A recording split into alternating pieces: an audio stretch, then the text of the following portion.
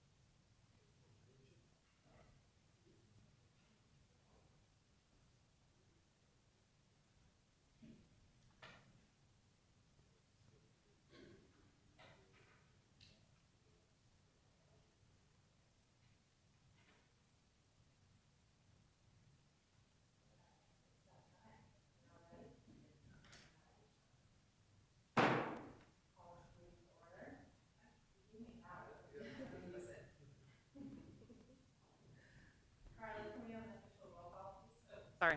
Carla, can we have an official roll call, please? Commissioner Long, Commissioner Berman, Here. Commissioner Savage, Here. Vice Chair Moffett, Here. Chair Gilardi. Okay, I'm going to invite everyone to stand for the land acknowledgement. Shelley, would you be so kind as to lead us in the land acknowledgement tonight? I'd be honored. The city of Cotati recognizes that we're on the ancestral lands of the coastal Miwok, who are the original caretakers of this area. We respectfully acknowledge the indigenous peoples who have been stewarding and maintaining a relationship on this land as knowledge keepers for millennia. This acknowledgement does not take place of authentic relationships with indigenous communities, but serves as a gesture of respect to the land we are on. Thank you. Pledge of Allegiance. I pledge allegiance to the flag of the United States of America and to the republic for which it stands, one nation, under God, indivisible, with liberty and justice for all.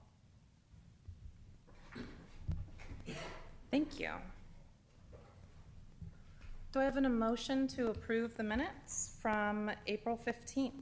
I'll make a motion to approve the minutes. I'll make a motion to approve the minutes. I'll second. All in favor? Aye. Aye. Any opposed? I think that's unanimous. Okay, any changes to the agenda? Staff? No changes, Vice Chair Moffett. Thank you.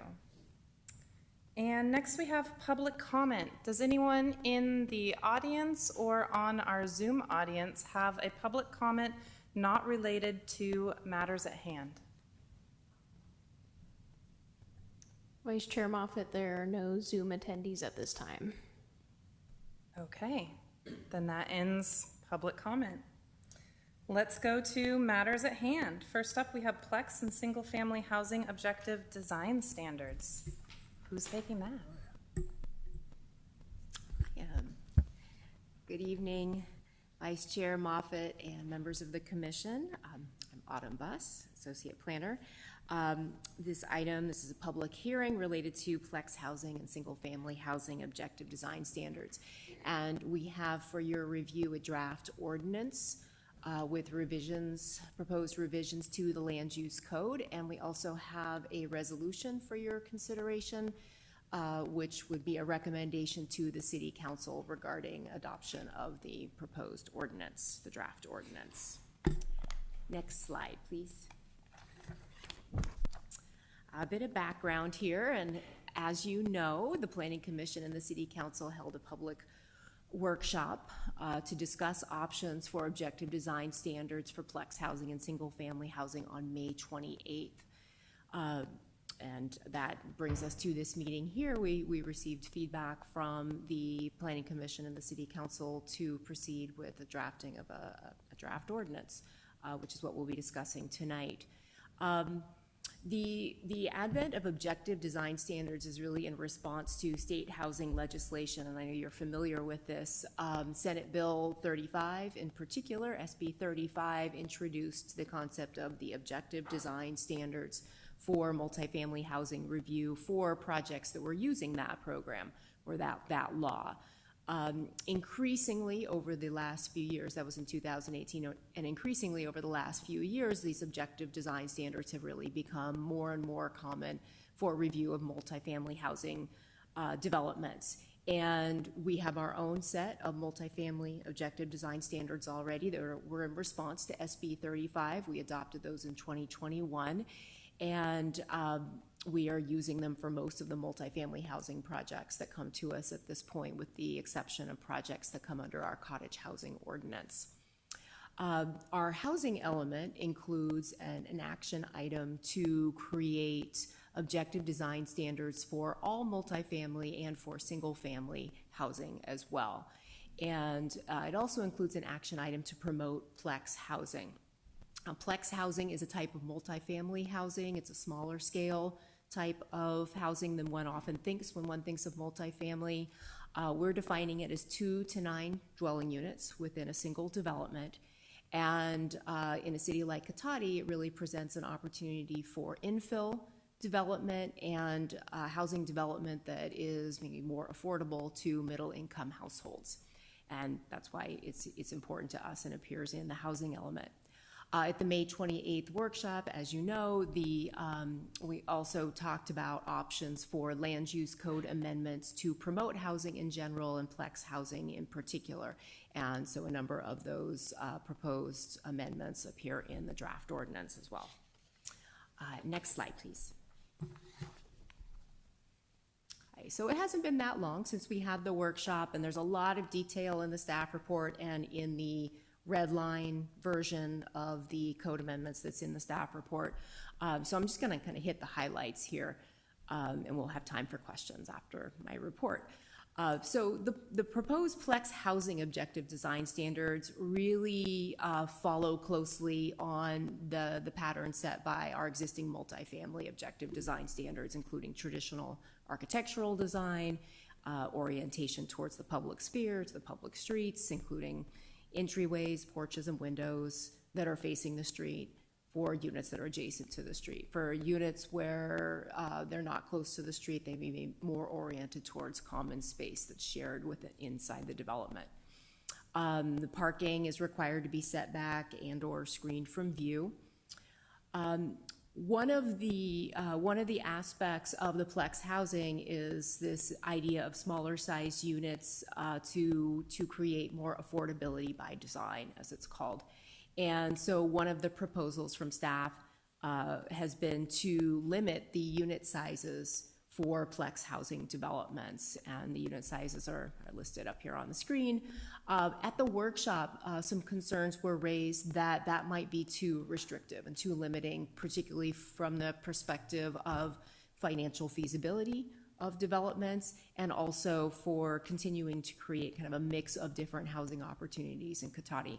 And so staff is proposing in the draft ordinance that those maximums would remain, but that they would only be required to be applied to 80% of the units within a specific Plex housing development, in the hopes that that would provide the flexibility that developers might need to make a project work from the financial perspective and from the market perspective.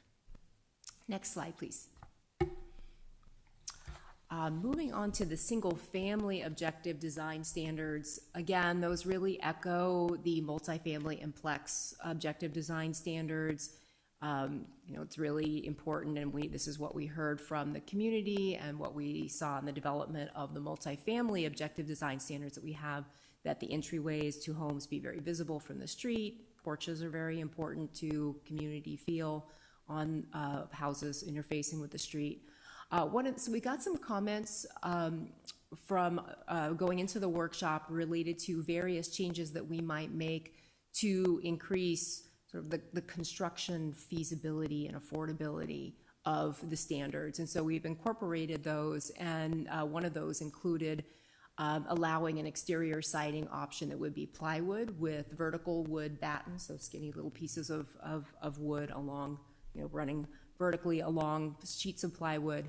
That would be an option that echoes a traditional home look, but that can be affordable, because we were originally calling just for solid wood. So this adds some flexibility there.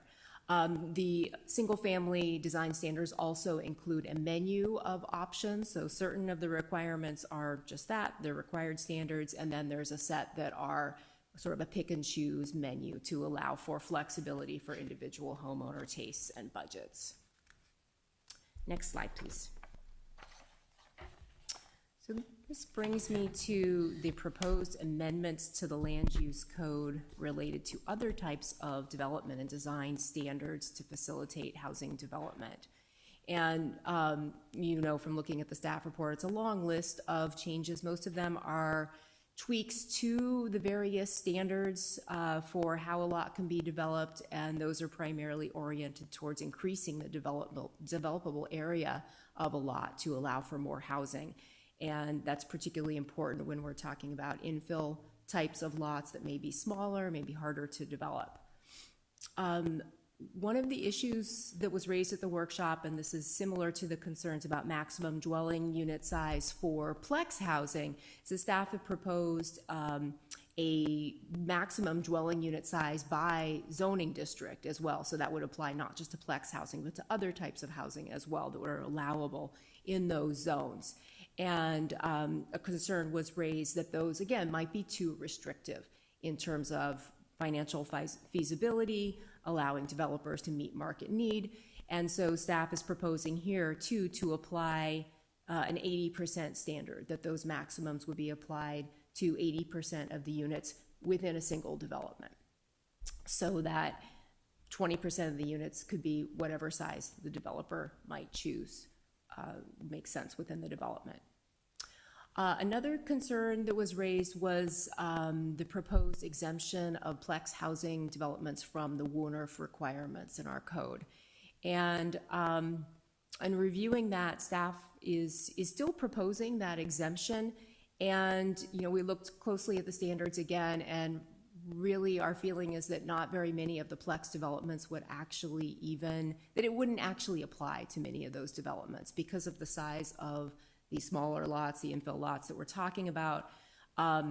It just may not be an issue. The WUNRF requires at least 80 feet of clear driveway distance, and that's off of a neighborhood street. It's 110 from for an arterial street like East Cotati, for instance. That is a driveway that has very limited parking on it too, because a WUNRF is not allowed to really have much parking at all within it.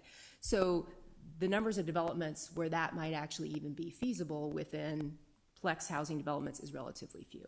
And so just from the perspective of increasing the feasibility of Plex projects, we're just still continuing to propose an exemption. Next slide, please.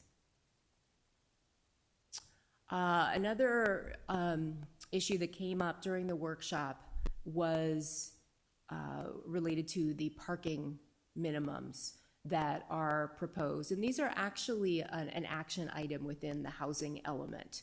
The housing element calls for this adoption of state density bonus level parking standards that are minimums, not maximums, but minimums.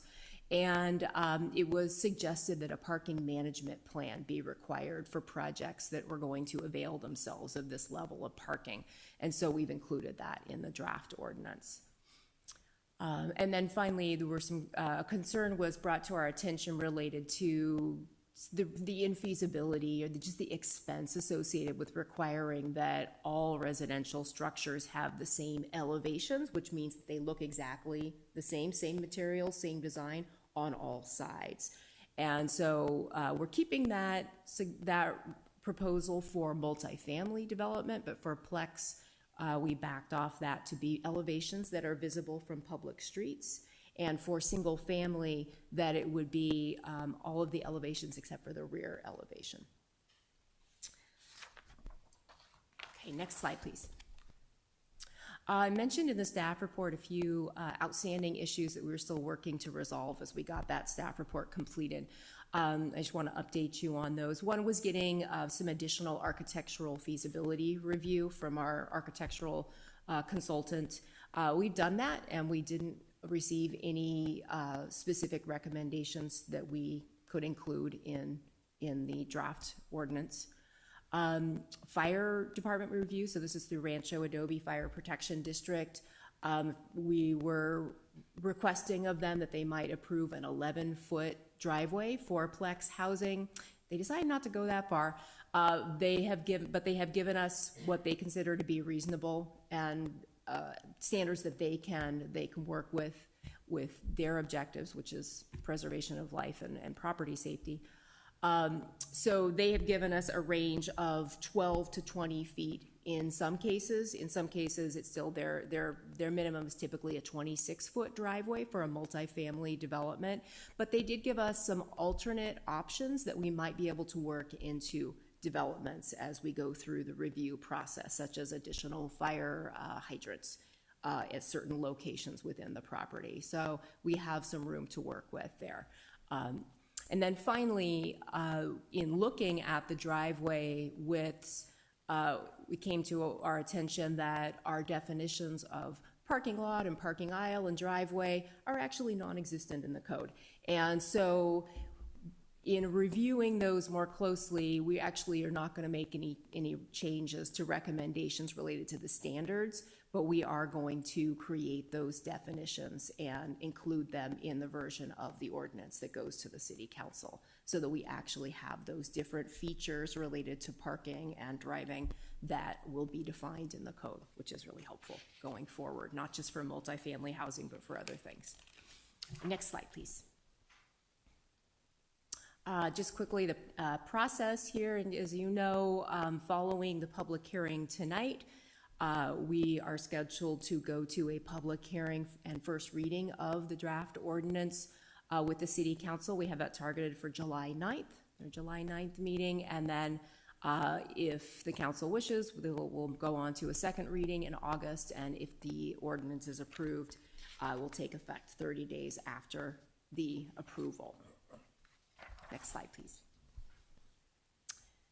So with that, we recommend that the Planning Commission hold a public hearing and adopt a resolution recommending that the City Council approve an ordinance amending Title 17, Land Use of the Cotati Municipal Code to establish objective design standards for multifamily plex and single-family housing, and to make code updates to facilitate housing development.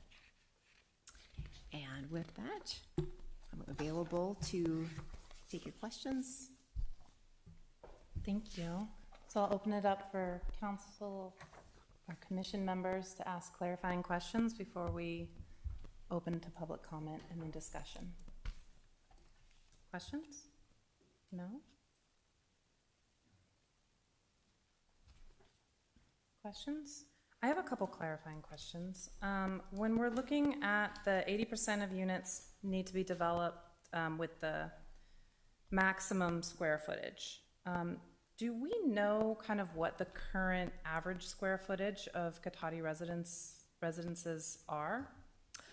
I don't think we have that detailed level of information. I did do a survey of upcoming projects and just like a smattering of existing projects, and Commissioner Savage also gave us some information about Cotati Station. Yeah, I looked as well. at Cotati Station and the cottages and looked at 2 and 3 bedrooms because I felt they were maybe a little small on here.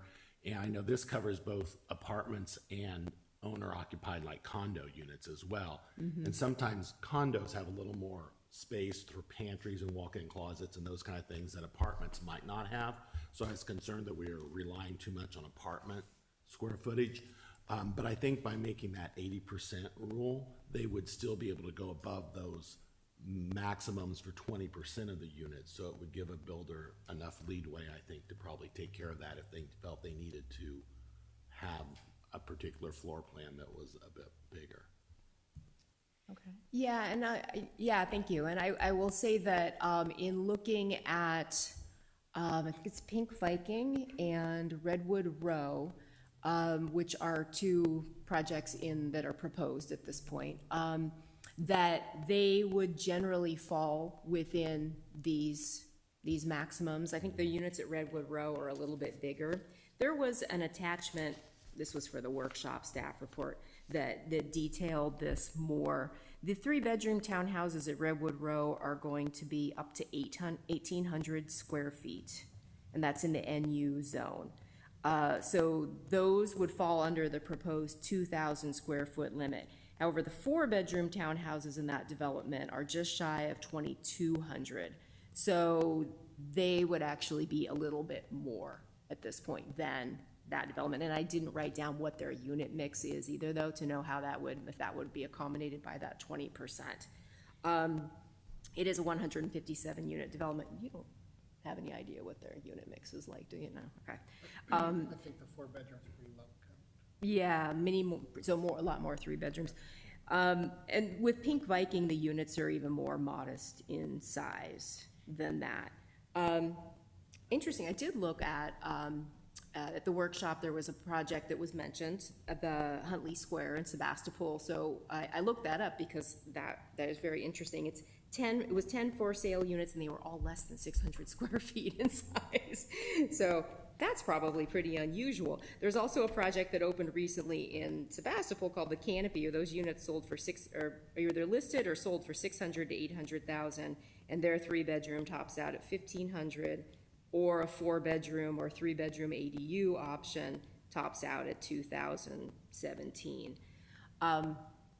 So, we feel like these numbers are in the general range for, what's happening out there in the market. Okay. And do we know, I've hear a lot about how expensive even small affordable units are to build.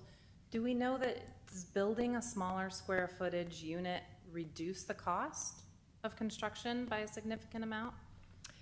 I don't think that we do know that. I think that it's the number of units that can be fit on the site that's really the bigger driver. So if additional units can fit on the site, then that's more to the developer, that's more profit than fewer units, obviously.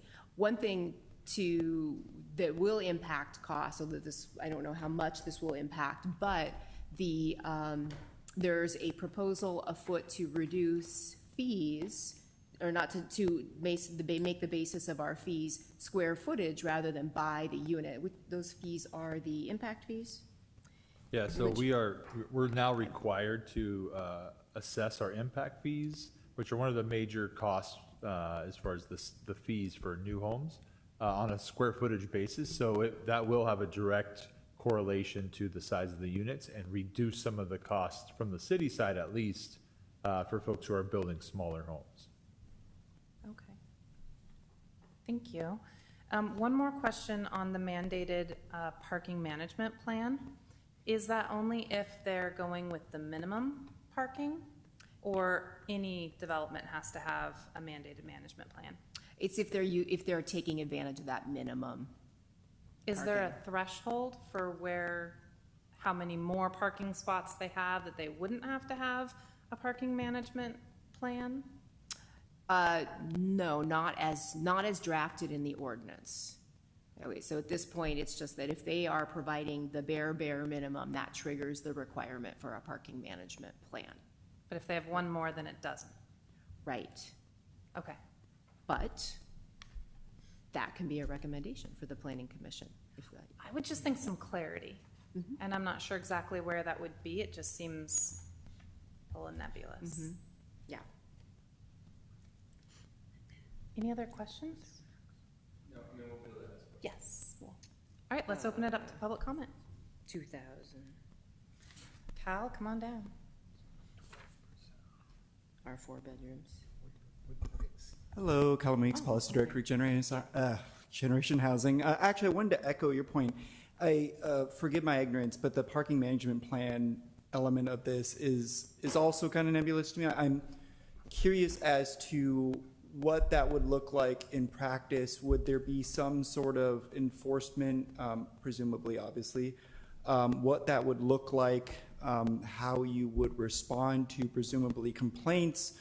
How do those things stack up? Because obviously you do get those people that, just call in because they're irritable about this and that, and it's not perfect as the way they want it. And, how do you judge those complaints relative to others and actually make sure these, folks are doing their parking management plan without feeding into, those certain characters? And then in terms of all the other things, I want to thank you guys for really focusing on, exploring some of the things I recommended, especially Huntley Square. Really appreciate it. I think it's a great project. I know you're not a fan of the smaller units, but I for one, would love a place like Huntley Square. That would be perfect for me. I don't got a lot of stuff. I just need a place that I can purchase and live in. And so I really think it's great that there's going to be some level of diversity, and I really appreciate that. As I've said before, flexibility is the name of the game when it comes to these smaller projects, and we really, really need to, throw in some incentives as well, and hopefully we can spur some of that development, that much needed development for actually folks like myself. So again, thank you very much. Really appreciate it. This is heading in a great direction, and I appreciate staff for putting all this work in. Thank you. Carla, do we have anyone on Zoom? Vice Chair Moffat, there are no Zoom attendees at this time. Okay, at this time, I'd like to open it up to commission discussion. Vice Chair Moffat, if I may, Yes. JP just brought us some additional information about Redwood Row. So he says that it's approximately 12% of the units at that project would be over that 2,000 square foot limit that's proposed. Okay. Thank you for bringing that, JP. Yeah. I guess just kind of going on the square footage requirements or minimum requirements, maximum requirements. That would be, say, it doesn't matter if they're going for affordability, any kind of development, there's no distinction there. It's just any new development has to comply with these requirements. So if they're not going for density bonuses or things like that. Yeah, it goes with the zoning district. Yeah. When you say with the zoning district, there's specific zoning districts where that applies? Yeah, so, well, there's actually, I'm sorry, there's two different levels. One is, lost my notes, by the zoning district in the NU zone and then the NM and CD zones, which is neighborhood medium and downtown commercial, and the NU is neighborhood urban. So the proposal is a 2,000 square foot limit for the NU zone and 2,200 square foot in the NM and CD zones. In addition, for Plex types of developments, there's a different set of maximums that are proposed. And then we are proposing that both of them be subject to that 80% And both by the development. the Plex fall within those zones as well. Yeah. Yeah. Yeah. So outside of those zones, there is no maximum restrictions. That's correct. So like the Right, standard so- single-family areas would not be subject to that. Okay. Yeah. Just a couple other clarifications on page 10, under the proposed standard single-family ODS. There's bullet point 4, talks about minimal uninterrupted blank walls. Is there an objective standard that applies there? Is it just, how would that be determined? There is, and if you give me a moment, I can actually look up the objective language, because the staff report has the Yeah. summary, not the objective. Let me look it up for you really quick.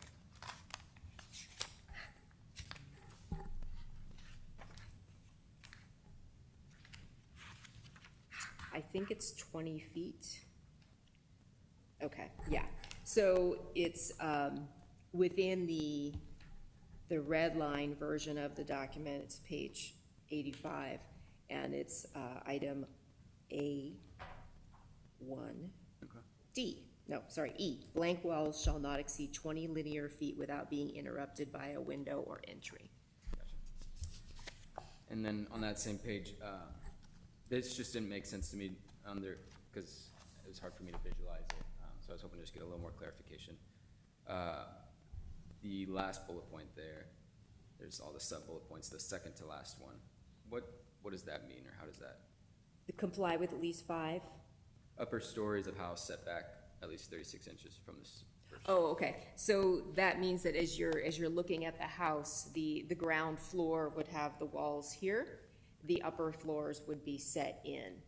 Okay. And that distance would be at least 36 inches in order to qualify for that particular standard. And that's on that list of various optional standards. Yeah. So that has the effect of making a house just look less boxy. Yeah. You know, essentially your upper floors are smaller in scale and mass than the lower floor.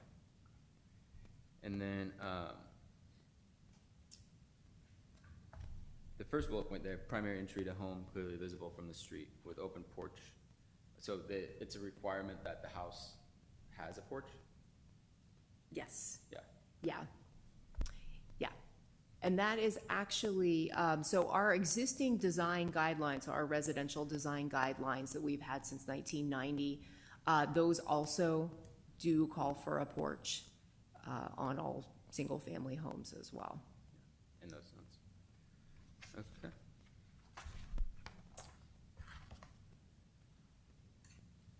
On the next page,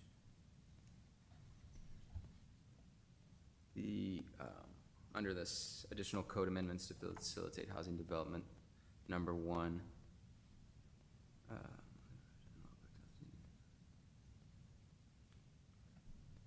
So we are allowing multifamily of 10+ units in NM districts.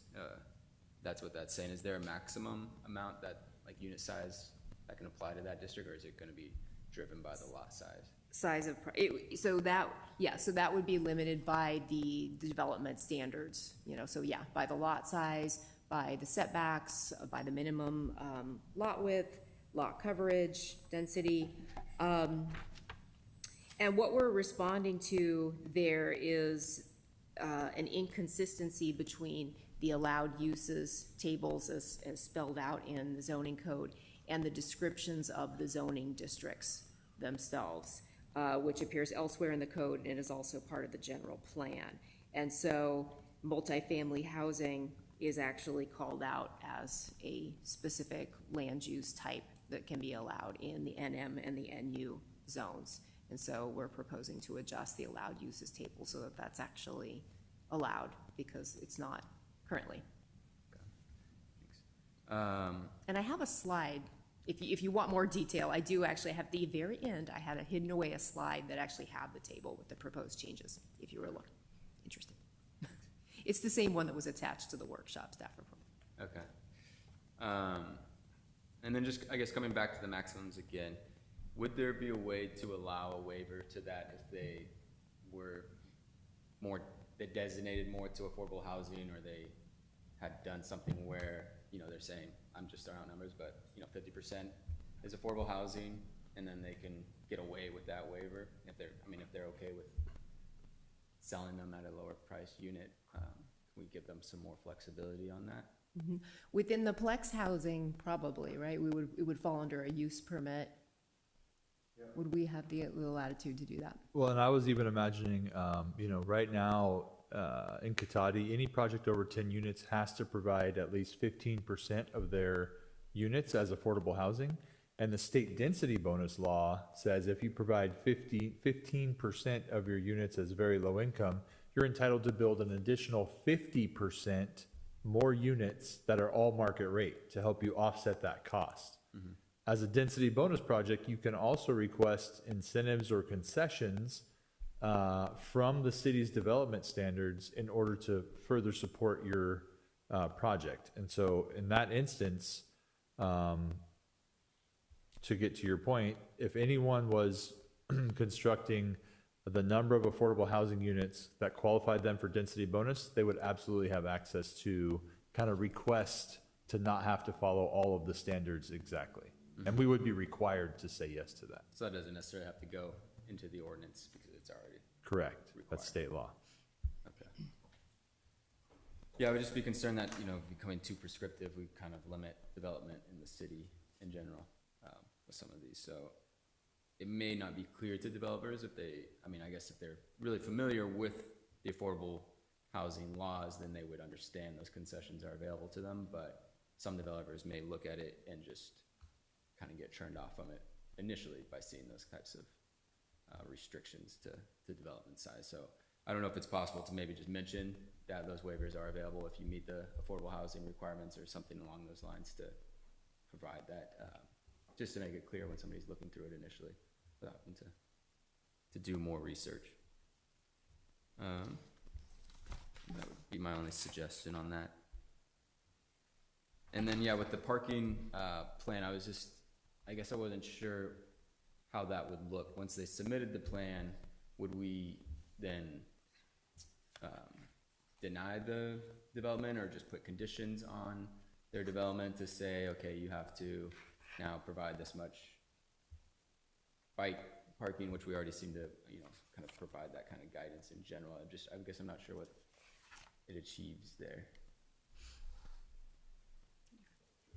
Yeah, so we have this, an example of this. So the Cotati Station project, which is an approved project in the Santero neighborhood.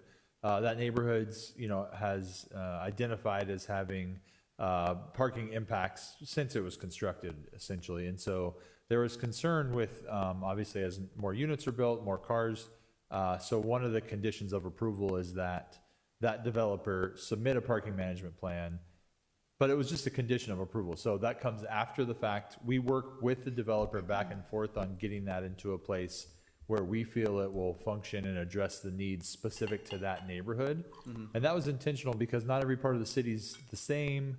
Not every part of the city is gonna have the same parking challenges. A mixed-use project may have different parking challenges than one that's, you know, building in a single-family neighborhood. And so we want to keep that general, and how typically, to your point, we wouldn't deny the project. We would just require that they include a parking management plan that has X, Y, and Z criteria to address whatever the specific concerns are in the surrounding areas of that neighborhood. And we also put it on the HOA or the developer, the apartment manager, to enforce it. So the initial step is that the on-site managers have to be involved with trying to kind of policing their own residents, and then the city would only get involved if there was kind of reoccurring incidents of the same challenges. So you've seen it in practice and it's worked? Well, we've required it in practice. That project hasn't been built yet. Yeah.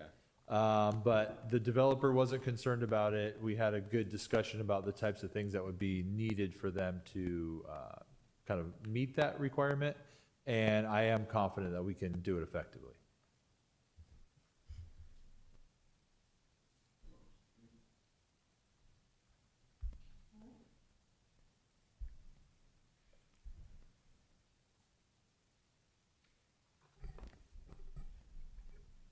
On page 131, C, types of incentives for the purpose of this chapter, concession or incentive means any of the following. And the way I read it, and I hope I'm wrong, but it seems like, is it true, am I reading that low-income development would have a different standard architecturally? Did I read that? It seemed like some of the things that we are requiring for the architecture in this, in what we're trying to do here, would be dropped, and to make it easier or cheaper for the developer to build such housing. Did I read that? I just want to clarify, I think page 131 in the packet is actually not this item. Oh, I will say that the objective design standards and elsewhere in our code are pretty clear that below market rate units where we're requiring them, or where they're using the state density bonus, they have to be exactly the same as the market rate units in terms of materials and finishes, and we require that they be evenly dispersed throughout the project and follow the unit mix of the overall project. As to what it actually says on page 131. I'm sorry. No. I'm confused, because I.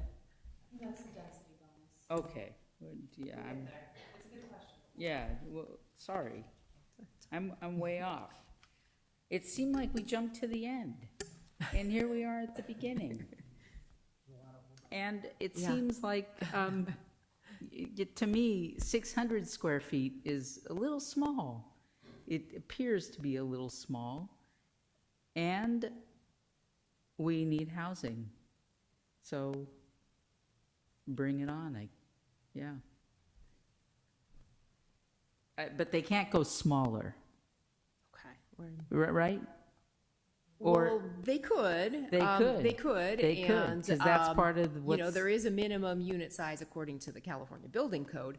But yeah, these are maximum, so it will be within the developer's, purview Okay. to propose even smaller units.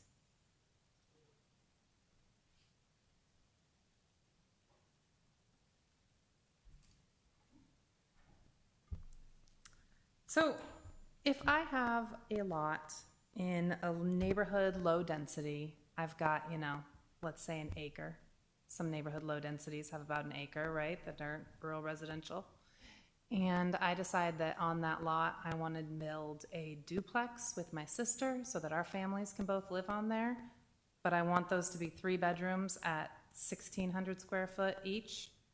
That would be a straight no.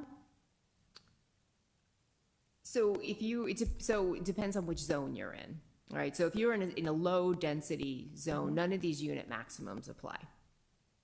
Okay. The lowest density zones we're talking about here are NM, with neighborhood medium. And right now, the density range on that zone is failing me. But we have, so the range of 8 to 10 units to the acre. So our range of zones for residential go all the way from rural residential through rural very low, then to NL, and only then do we get to the NM and the NU. So if you were in a lower density zone like that, you wouldn't run into the unit maximums, but you might run into how many units you can have on a property or on your lot.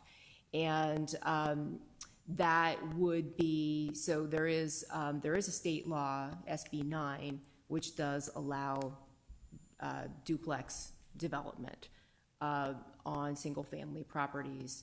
It doesn't apply to much of Cotati because it doesn't apply in areas that are California tiger salamander habitat, and that applies to a lot of Cotati that is our lower density zones. In addition, because of state ADU law, you can build ADUs on these lower density properties. You can have up to 2 ADUs and a junior ADU.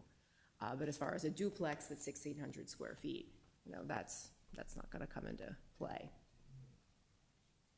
Yeah. Yes. Yeah. So you can, in the NL zone, you can have a duplex with a use permit. Okay. Can you get around any of these maximums with a use permit if it goes in front of commission and then council? So that would require a zoning. Yeah, so currently, no.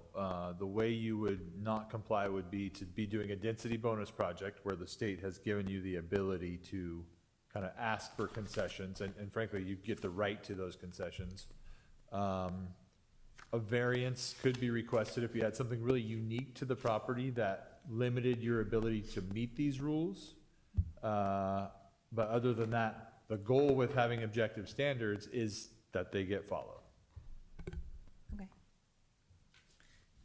And then I guess I have the same concerns over the parking management plan, just that I'd hope it would be written well, that the city isn't going to be having to deal with bureaucracy of parking management plans 10 years after the property is built, just from care of y'all and city staff time and making sure that you're not creating something that could be an unnecessary amount of bureaucratic involvement in a decade's time. And so the parking management plan, I would just tighten the language on that quite a lot, would be my recommendation. Yes? But just on that, have you seen that in other cities or municipalities? I'm just kind of curious if that's common. So what I would say is, I don't think many cities have reduced their parking standards citywide to be as low as state density bonus allows. So we're giving a large concession to all development in the city to reduce their parking requirements. Just up front. If this was approved by the city council, then that would be in place. And one of the things we heard at the workshop was, if we're going to do that, we need some tools to try to address concerns that are specific to individual situations. And that's what we came up with the parking management plan. No, I do remember that conversation, and so I understand why it's in there. Sorry, and I will add, other cities do require parking management plans, often in kind of parking impacted neighborhoods. And it's kind of more of an urban thing. So some of the cities in kind of down in the East Bay or the peninsula, have parking passes that residents get that visitors don't get, and those types of things that says when you can be parked on the street overnight, or you know, you're not subject to the hourly limits if you have this parking pass. Those are the types of things that often are used, and it That's is kinda how common. it would look in practice. Correct. Yeah, Correct. okay. That does make sense. Sorry, I missed one question earlier. Let's just go to it real quick. In the code, in the red line version of the ordinance, page 74. So we already don't allow T111 siding? That's already, okay. And is that a composite? I'm just kind of, I've seen it quite a bit in houses around here. It was really common material used for a long time, and it's just demonstrated to not be as durable. Yeah. You know, it really kind of fails relatively quickly, especially in high sun exposure. So you'll get one side of the house that's really failed while maybe the other sides aren't as much. And so a lot of the jurisdictions have moved away from allowing T111.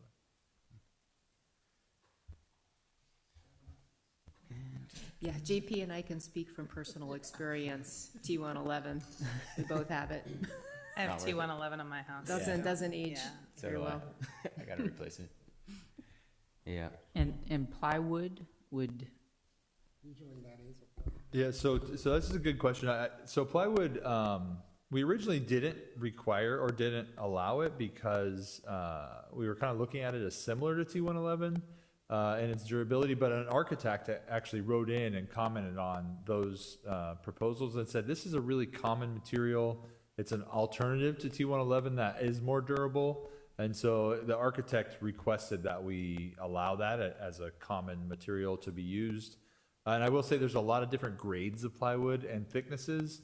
And so you could get a very nice plywood that, I mean, it could even be stained and not even painted and look great. So, But does it have to be used in a board and batten type of concept? you would, in theory, need some type of a vertical trim, Yeah. which would be the bat on, yeah. On that same page up at the very top, number 3 in the red line. And sorry to keep going back to the codes and or the zones and what's allowed and not allowed, but it says that multifamily buildings are allowed in NL or NL zones, so we do allow multifamily in NL zones as well. Page 74, yeah, at the top, the second sentence down.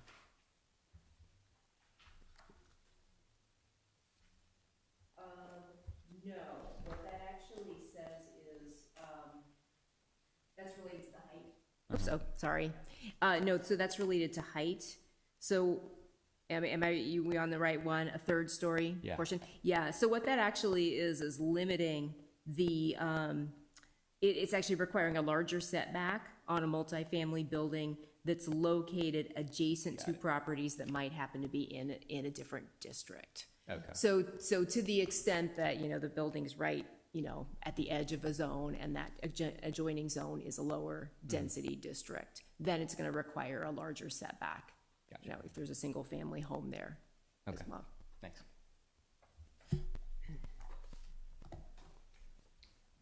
What else? Do we have a motion from packet page 93?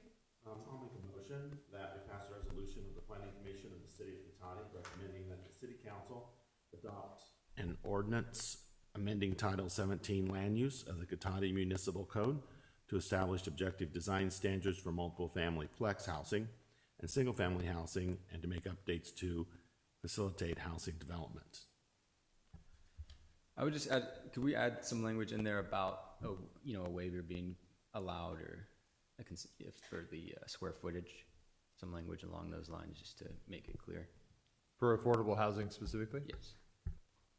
That's all. My second. Carla, do we need a roll call vote? Commissioner Long, Aye. Commissioner Berman, aye. Commissioner Savage, Yes. Vice Chair Moffett. Aye. And that passes. All right, moving right along.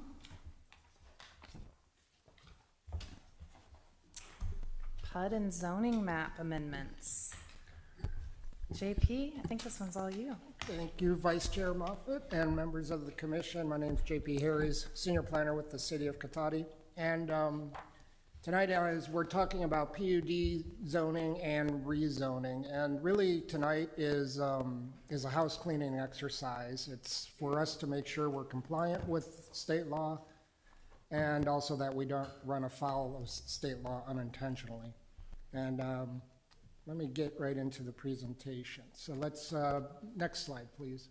So the staff proposal is that you adopt a resolution recommending city council approval of an ordinance that does two things. It amends chapter 1728, which is a chapter that specifically talks about special purpose zone and overlay zone standards, to allow existing plan unit developments to be developed, redeveloped, or modified consistent with the underlying zoning district development standards. And I'll explain in a little bit about what that change means and why it's important. And then also the ordinance would rezone multiple properties to be consistent with their general plan land use designations. Next slide, please. So let me first talk about the general plan consistency and rezoning properties, and I think that will help to lead into the PUD discussion. So just for overview, general plans establish basically the blueprint for development of the city. And they include everything from housing and development to traffic and circulation, open space, protection of natural resources, but they are the guiding document for the city. And they are typically addressed at a somewhat higher level. And then to implement the general plan, we drill down into a zoning ordinance. So the zoning ordinance must reflect the general plan, and the zoning ordinance includes specific standards like we were talking about for typical, certain types of housing in particular zoning districts. It talks about how you go about protecting your resources in terms of like setbacks from a stream, for example. These are the actual standards that we will apply. So within the general plan, there are several elements. One of the elements is called land use element, and it describes the various characters of different types of lands within Cotati. So we have some lands that are designated for high density residential. We have some lands that are designated for parks. We have some lands that are designated for industrial or commercial use or something like that. And they also will provide general standards for population density. So within the general plan, you'll see something that will say, oh, in this particular district, a medium density residential district, you can go up to 12 units per acre, something like that. It will say something like that. And it will also maybe say what types of buildings would be allowed in there. Maybe you can have neighborhood commercial or plex housing, something like that. And those land use designations are depicted in a map. And within our general plan, it's figure 7.1. And next slide, please. And that map looks something like this, which divides the not only the city boundary, but it extends all the way out to our urban growth boundary. And so we look out to the extent of where Cotati ever could go as we put together these land use designations. And then from this, kind of drilling down into specific land use. Go to the next slide, please. We developed the zoning ordinance. And the zoning ordinance, like I said, implements the goals, policies, and objectives of the general plan. It is the implementing tool that we have to implement the general plan. It's the biggest one that we use. And it must be consistent with the general plan. So you can't have a zoning ordinance or any part of the zoning ordinance actually conflict with your general plan or make it has to promote implementation of the general plan. It can't create hurdles to implementing your general plan.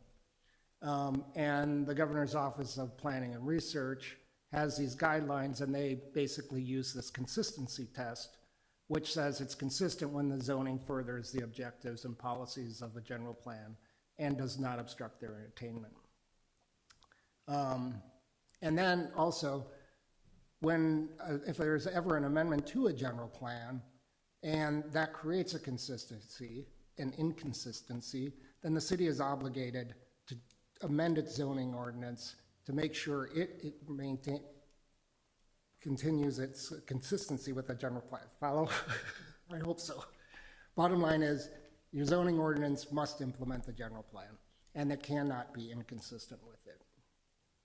So which gets us to where we're at today. So next slide, please.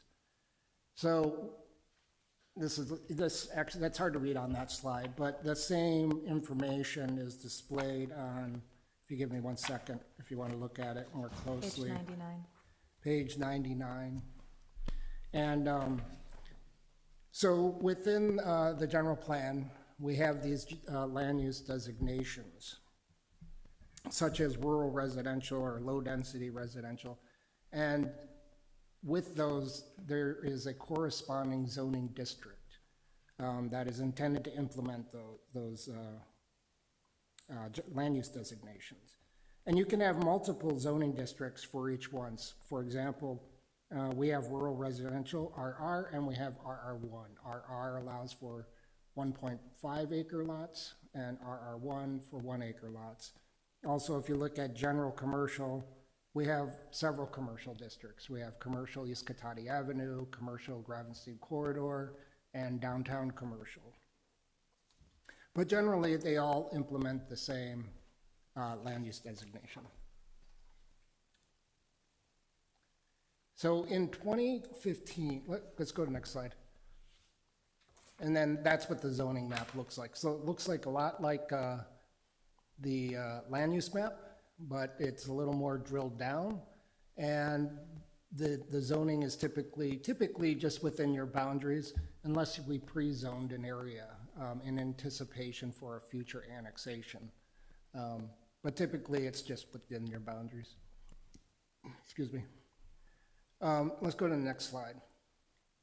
So for an example, this is what we have, this is what we're correcting today. If you look at the map on the left, which is kind of highlighting East Cotati Avenue there, and that area north of East Cotati Avenue, you'll see that it has, this is the land use designation, designates a lot of that property as MDR, or medium density residential, which would translate to NM as a zoning district. But if you look at our current zoning map, you'll see that it designates all those properties, the majority of those properties north of East Cotati, as general commercial. And if you're familiar with those properties, those are just basically, most of them are residential developments. Probably PUDs, but we'll talk about that later. But right now they have commercial zoning on top of them. The problem with that is that almost creates a nonconformity issue, because we have to treat those as commercial properties. And if they want to, develop or redevelop, then we're working within commercial zoning.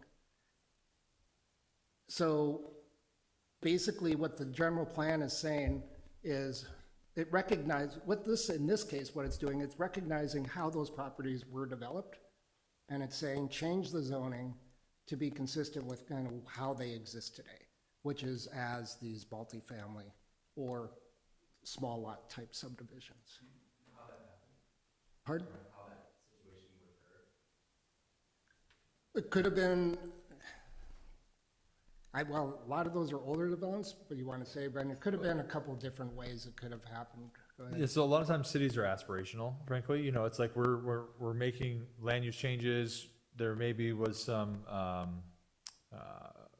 residential properties that the city at some time felt should be commercial because they're trying to motivate more commercial development, especially along the East Cotati corridor. So the city sometimes will just do that. They'll just say, sorry, you are no longer residential, or you are now this. And then over time, as that property, turns hands, or somebody comes in to renovate it, or those types of things, then it will, in theory, gradually get more in the direction that the city envisions for it. So that's one instance. Other times there are just frankly mistakes get made too. I mean, there's, you hire these consultants, they come in, it's a lot of properties. So it could be literally anything from that range, or an individual property owner can propose to rezone their own property because they have a plan or a project that they want to implement that's not consistent. Or it was developed as a PUD historically, or even in some cases, it was a mixed-use development, which was then subdivided into various pieces. And you can almost see how it kind of maintains this jagged area of commercial. And if you go out there, you'll know, like, there's the Animal Defense League, and behind there are the residences. And this recognizes that commercial on the front and the residential behind it. Or where the animal hospital is, same situation, where you kind of have commercial at the front and residential as you drive past that commercial. So it could have been that way. The only way to know, and I'll talk about this as we talk about PUDs, is to actually dig into the old historic planning files, which are stored offsite, and until a project comes up, you actually don't really know how something was approved. It's not always clear until you just start digging into the old files. Next slide. So, as I said, if zoning becomes inconsistent due to a GP amendment, then zoning must be amended, and this is within the government code. So it's a strict rule, and the parcels that I listed on pages 100 to 103, there's 91 parcels. Those would be the ones specifically that would be rezoned, that we were obligated to rezone to be consistent with our general plan. And I did note, and when you look at 91, it's not like 91 separate properties. Some of these are like, along Greenleaf Lane or something, there's 15, 16 units. Well, it's every one of those 16 units within that single development. Same along Bay Tree Court, same along Daikisto Way. There are a lot of properties in one area, so it's not a huge amount. We do citywide noticing for citywide ordinances. Yeah, I want to speak to that because we did talk about how to address this. So right now, in most of these, the underlying general plan designation is residential, but they have commercial zoning.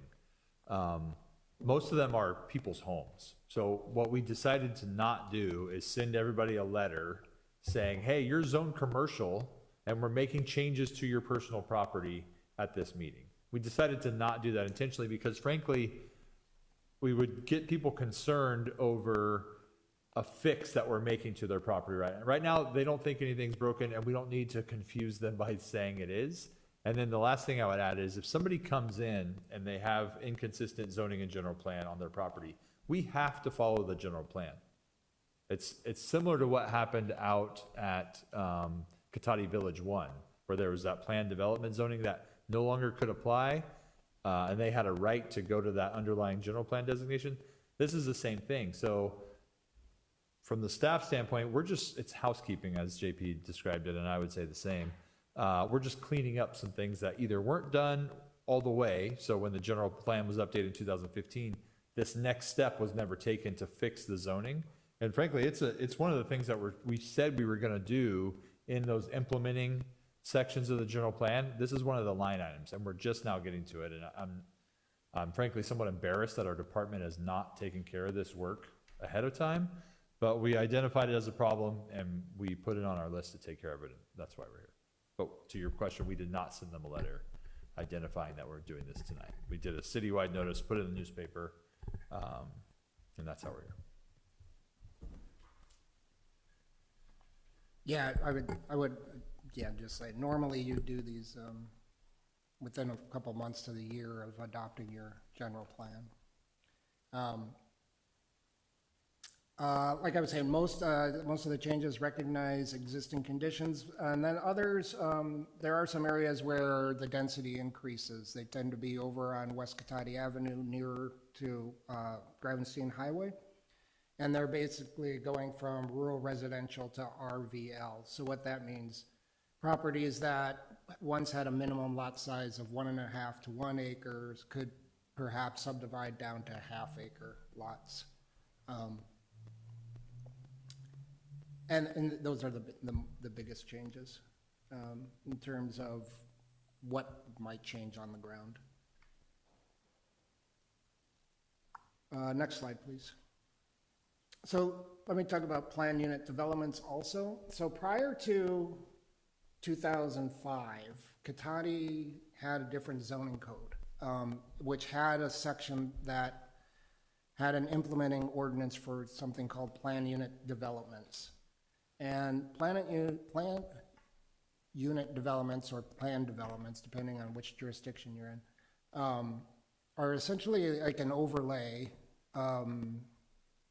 to the underlying zoning. So someone has, a developer has a project, and the zoning was, doesn't matter what it was, NM, but they didn't want to follow all the rules of NM, then they could apply for, basically it would turn into a negotiation between staff, the developer, and the public, typically, and you duke it out over how the project ended up looking.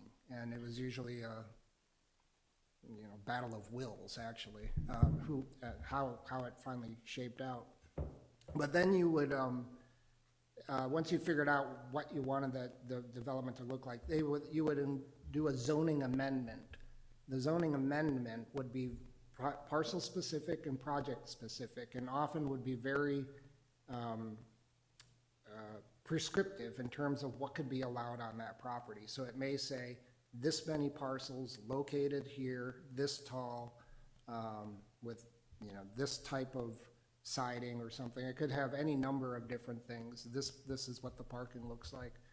But it was actually created a zoning amendment. So now you, through an ordinance, have changed the zoning of that particular property to accommodate a specific project. That was eliminated from our code in 2005. So we don't have a PUD implementing ordinance anymore. And our code is silent on how to deal with existing PUDs. It doesn't even mention PUDs. And therein lies the problem. Prior to the last few years where a lot of this housing rules changed, if someone wanted to do something on a property that had a PUD, they would have, that was different from the PUD, they would have to rezone the property. So an example was that I know you're all familiar with, was the Cotati Village project. It had a PUD because it had a specific project they wanted to build. As we got into the project they were building, we realized, holy cow, you've got a PUD here. This isn't just an old approval, there's a PUD. You're gonna have to do a rezoning. And then we got an argument with the developer and their attorneys, and we said, and then basically we determined that we were the ones that were obligated to do the zoning change according to state law. And so then we were bringing this zoning change, to you and the city council prior to even the project, which created an uncomfortable situation for the planning commission because now you had the neighbors that wanted to talk about the project, and we were trying to do this administrative function, which is kind of what we're trying to address here. Another example is along Lund Hill Lane.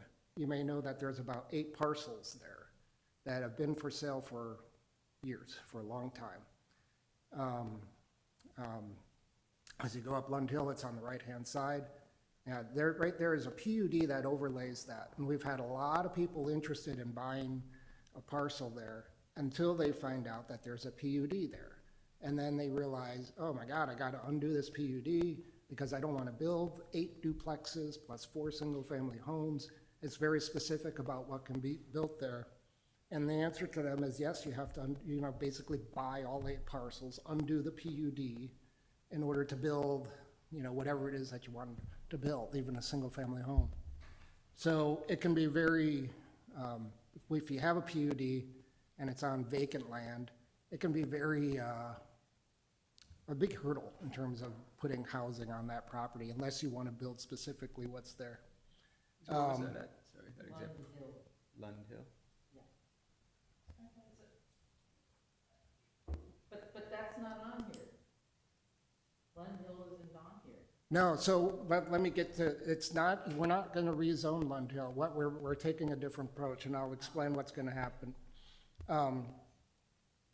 So in theory, all PUDs would be consistent with the general plan at creation. It wouldn't create a problem for us, you know, because they could say, oh, you're consistent with the general plan. We don't have to go out there and rezone it. One of the things that the big problem is, we don't know the number of PUDs and where they're located in Cotati. Some communities will track this on their zoning maps, and with Cotati had never done that. And if it was tracked, there's no record of where or how these were tracked prior to 2005. So we discover as planners, you know, someone comes in with an application or a question, and we start digging into old files, that's when we'll discover that there's a PUD on the property. And if they want to do anything that's different from that PUD, it requires a rezoning. So a massive bureaucratic hassle for anybody that, you know, just thinks that they can do a property. It can be so bad that you can't even do like an expansion, you know, like a bedroom expansion, if that were to violate the rules of the PUD.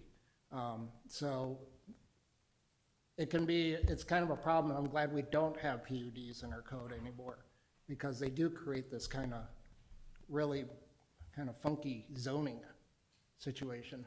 So that's part of the problem, is we don't know where they are, and we don't know how many there are. And we can't discover, I mean, it's an impossible task for staff to go through every single box, you know, in the warehouse to figure out which ones have PUDs. It wouldn't be practical. So what we're trying to do is get in front of it. So let's go to the next slide, please. Okay, so I've already gone through a lot of these. The issues with PUDs is the rezoning is required to remove a PUD. In theory, all PUDs would be consistent with the general plan at creation, but we may have changed the land use designation over time through different general plans. And there have been multiple general plans. And some of these PUDs may go back to the 70s. Like I said, the PUDs in Cotati is unknown. Typically, we don't discover the fact that something's a PUD until the development application has been submitted. There could be these unknown consistencies that we were unaware of with our land use designation.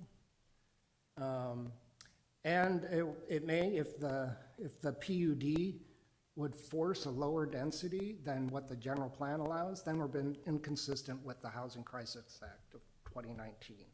And we'd have to throw out, well, we basically have to rezone the property, and then the burden comes to staff. And then further, AB 821 says that as of January 2024, the city must rezone a property within 180 days of receiving an application if the project matches the general plan but not the zoning.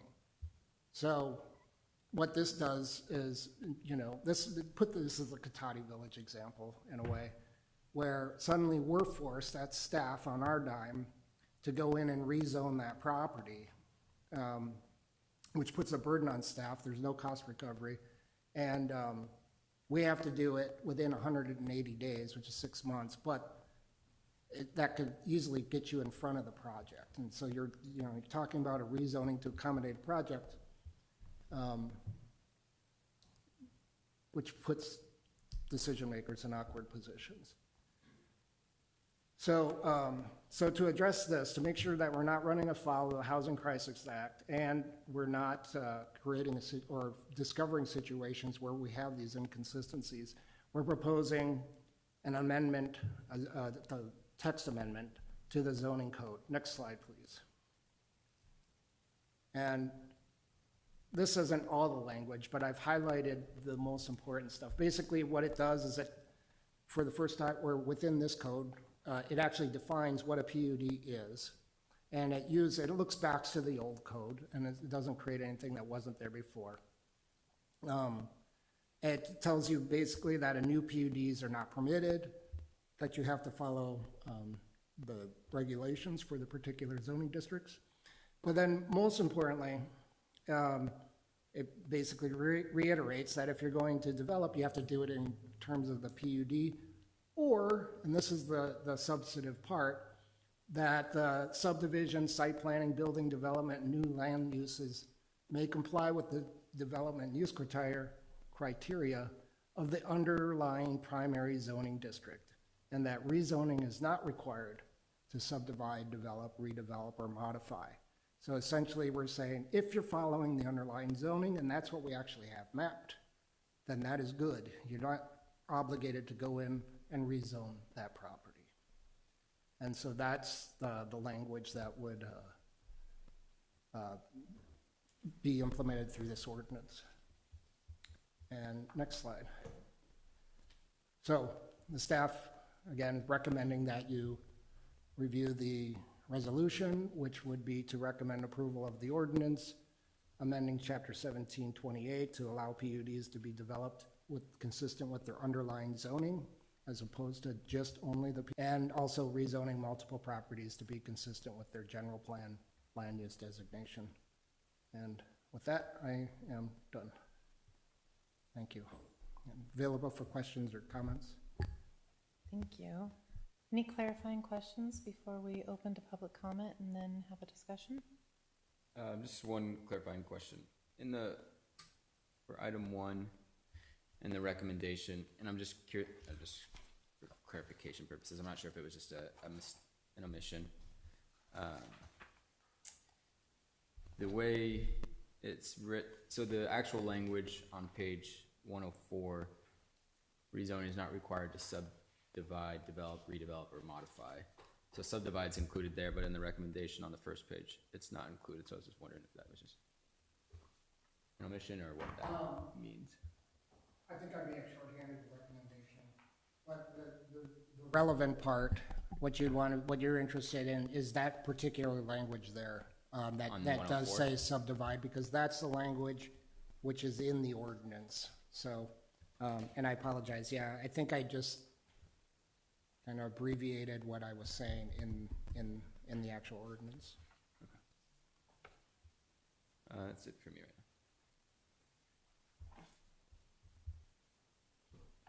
Okay, let's open it up to public comment. Would anyone in the audience like to comment? Would anyone on Zoom like to comment?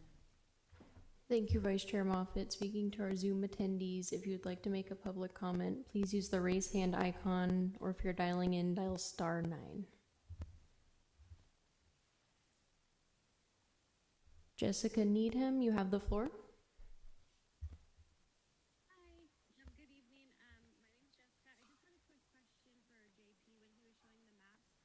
So is this showing that what we are currently and then what the rezoning is going to put us at? So like just looking at like where I specifically live, it's going to be rezoned. So that second map where it said generalized rezoning, is that what this is what we're talking about? This is what we're trying to look for and have approved? I just had a clarifying question, but that was it.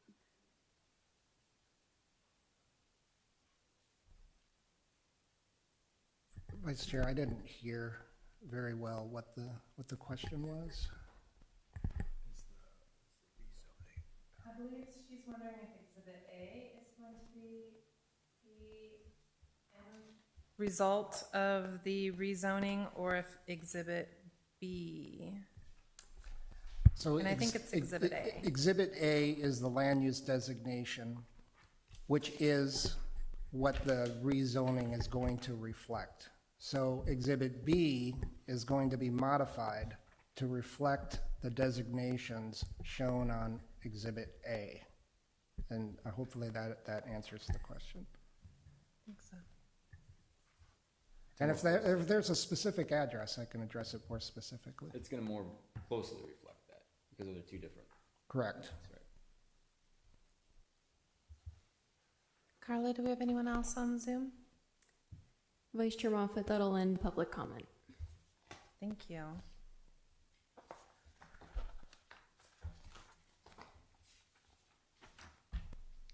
Who wants to go first? It looks like a very efficient way to deal with a quagmire that we have and avoid the situation we had out there that you mentioned So I think it looks pretty solid. I think for me, I would just, could you maybe walk through the criteria for how you determined which parcels to rezone? Yeah, so basically what I did, it was quite of an exercise, was looked at every single parcel and compared it to what is the current zoning map say that the zoning is, and what does the general plan land use map say what the zoning should be, and wherever there was an inconsistency, try to figure out, was there a mistake made somewhere along the line, or is that gonna require a rezoning amendment? You went through every parcel in this. Literally every parcel in the city, yeah. Did you ask ChatGPT to help with that? No, I did not. Well, we were talking about, like, how can we start using that? We don't want to put ourselves out of a job too quickly.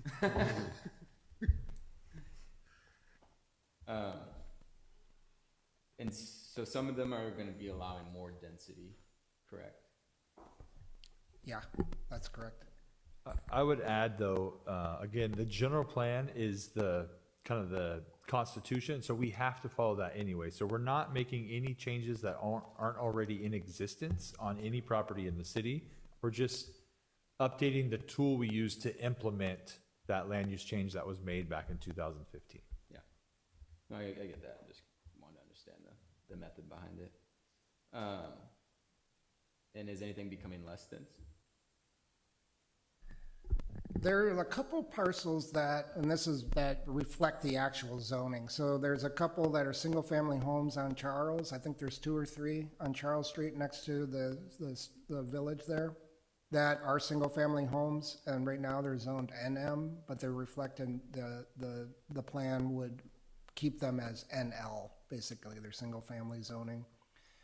Likewise, I think there's a couple parcels on, like, 1 or 2 on Olaf and maybe El Rancho, which I think had a rezone at one point because they have an ADU, and this is back when we would have to say, oh, if you want like 2 units, we're gonna rezone you as NM or something. Not exactly sure why these in particular parcels were spot zoned the way that they were, but the general plan says, no, those should be zoned NL. So there's a couple that have that higher zoning, but if you look at them, they're single-family homes, and there's no reason for them to have that higher zoning, and it's somewhat inconsistent with just the surrounding properties as well. So those are getting rezoned, so less dense? Yeah. Yeah.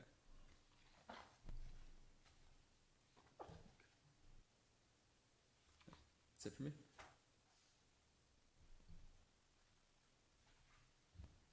Well, these are all developed.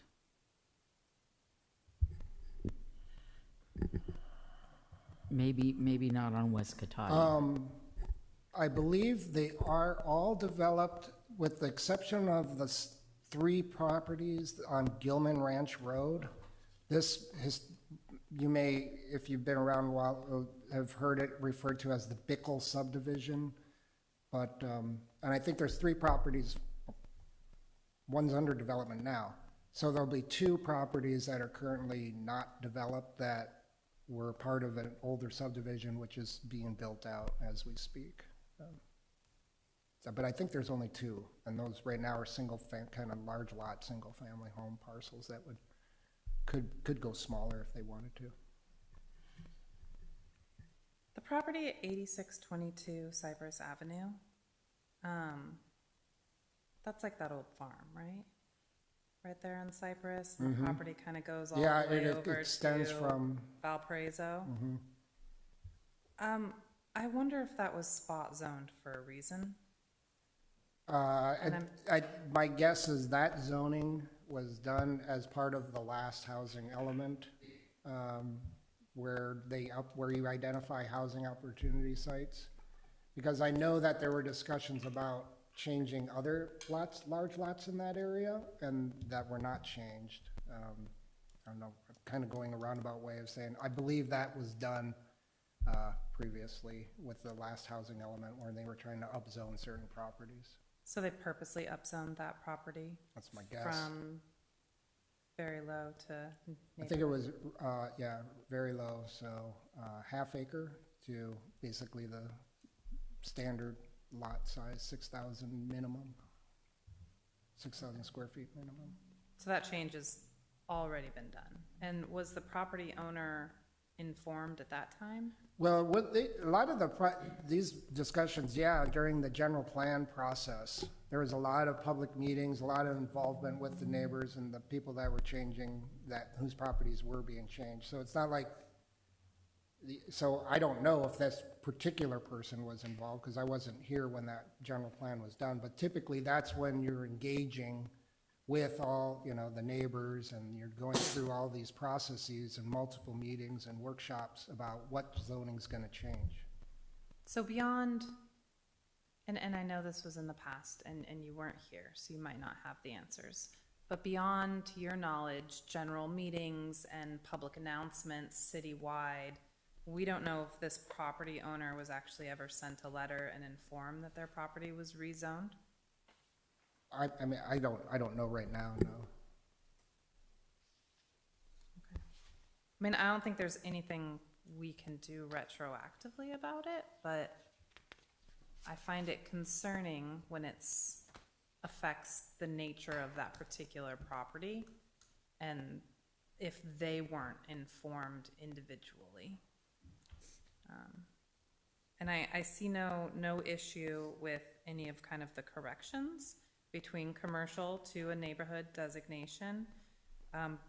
I think that we should inform the people who have, the RRs to the RVLs or the RVLs to the NLs, even if it's after the fact, that their property zoning has changed. Because otherwise, how would they know? And I think that that's just something that a property owner should know about. Yeah, I would just add, it's absolutely my philosophy that anytime you change the rules on someone's property, you need to tell them. The reason we did not, as I said before, is because this decision was already made from the standpoint of what we're doing today. But moving forward, if we are ever proposing to rezone a property to change what can be done, we absolutely agree with what you're saying. Thank you. So that's all one lot right there, that RVL on this, that property that you're referencing on the map, is that one RVL lot? On the Cypress? Mm-hmm.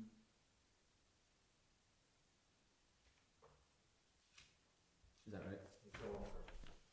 Yeah, So that is- that's, Really changing the characteristics of that neighborhood. yeah, yeah, it is.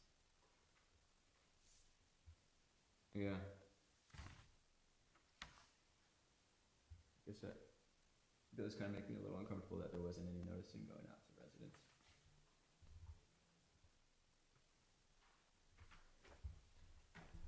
So one of the things we're saying is, or we're discussing here, is that we can highlight this kind of concern when we take it to the city council, and the council can provide direction as to whether they want us to do individual noticing prior to making a decision, after the fact, those types of things, so then we can make sure we engage and do things, obviously fully transparent, but also how the council sees fit with regards to kind of implementing this decision after the fact. Okay. I would just recommend that we do it before the fact. I think that boat sailed. Nothing's been rezoned yet. But to the point is, if someone came in and said, I want to build under my general plan designation, I don't care what my zoning is, we have to allow that to happen, and we have to actually rezone the property ourselves, and as of the 2024 law that Senior Planner Harry's identified. Gotcha. Okay.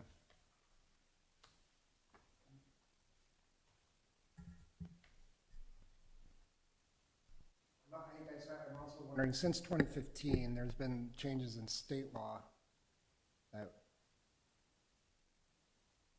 to downzone something, let's just say, they said, I don't want that, or the neighbor said that, yeah, our hands would be tied. We wouldn't be able to say, okay, we're not gonna follow our general plan, now we're gonna amend our general plan to lower the density. The only way we would do that is to find an equivalent property and then upzone it. I mean, state law has changed that would just say, you literally can't do that anymore. Unfortunately, we don't have that discretion where we had it just, 5 years ago. So that is something to be aware of also. Like, may just be telling them it is what it is. Procedural question for you. If this is something that's, already been done, we're correcting, we're cleaning things up, why does it need to come as a resolution in front of the planning commission and then in front of the city council? Because it does require an ordinance to implement these changes. So we have the general plan, and state law says you have to have the zoning ordinance be consistent with that. But that requires both the planning commission to review it and as well as the city council to implement it. That's the procedure that law requires us to go through for any ordinance. Even though I know that you're like, why, you're basically telling us we don't have a choice. I feel like we tell you that a lot these days, but that is the fact. It requires the hearing, and we go through the process. Well, what could people do if their zoning was still commercial? Could they knock down their house and decide to, what could they do? They really couldn't do anything anyway. Isn't that? Well, that's where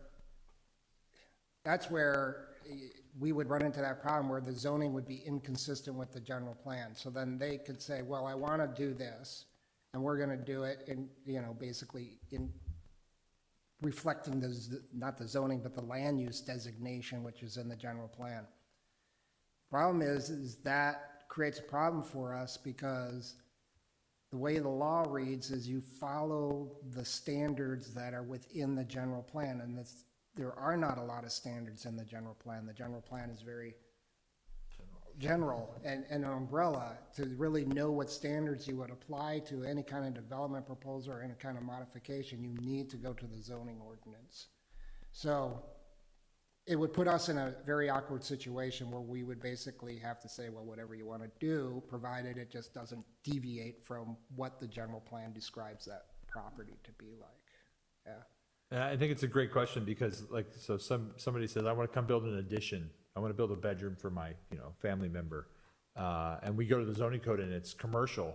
The rules for a commercial addition are different than a residential addition. So we're putting this, like JP saying, what do we do here? We don't have, this is, again, just straightening out our house so that way we can implement the rules that we need to do when somebody wants to use their property.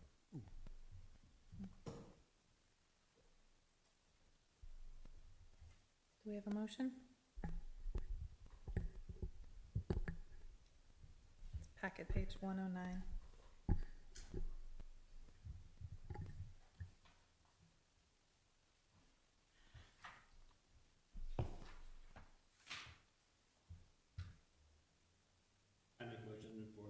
Of the Planning Commission of the City of Cotati, recommending that the City Council approve the accompanying draft ordinance amending Chapter 17.28 Special Purpose Zone and Overlay Zone Standards of Title 17 Land Use of the Cotati Municipal Code to allow existing planned unit developments, PUDs, to be developed, redeveloped, or modified consistent with the underlying zoning district development standards and rezoning multiple properties to be consistent with their general plan land use designations. And I'll second. Carla, can you do a roll call vote, please? Commissioner Long. Aye. Commissioner Berman. Aye. Commissioner Savage. Yes. Vice Chair Moffitt. Aye. Motion passes. Thank you, Mr. Harris.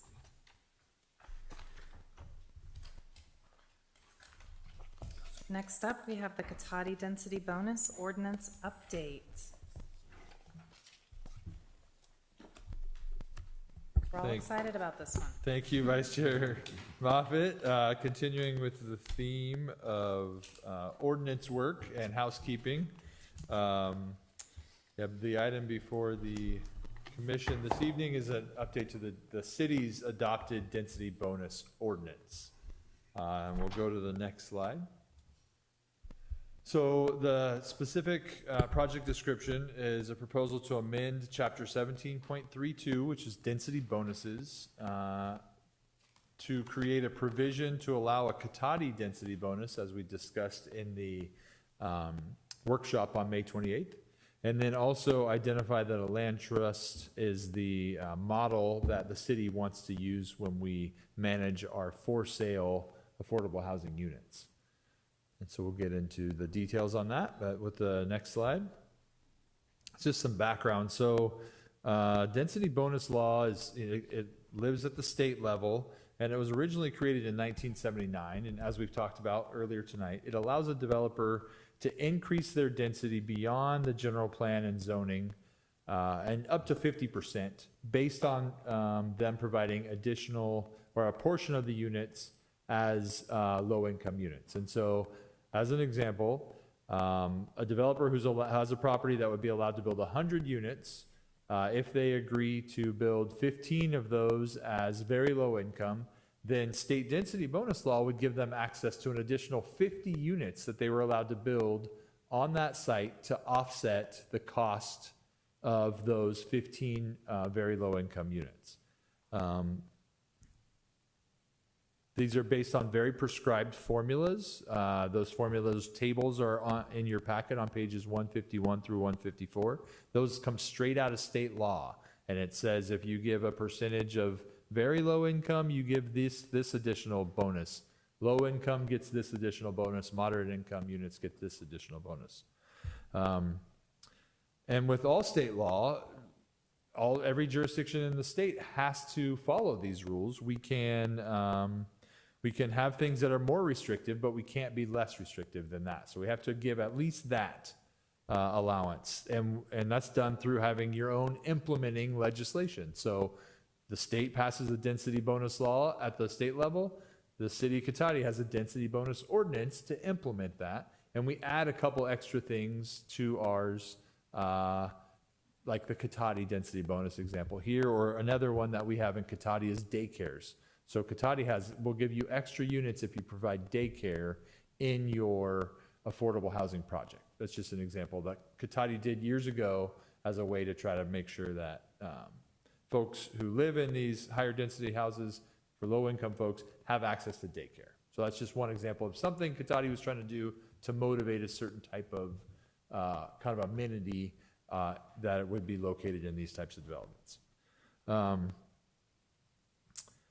These rules didn't historically change very often, right? So the state passed this law, it was a great law, and then they would kind of let it ride and sit for a while to see if it worked.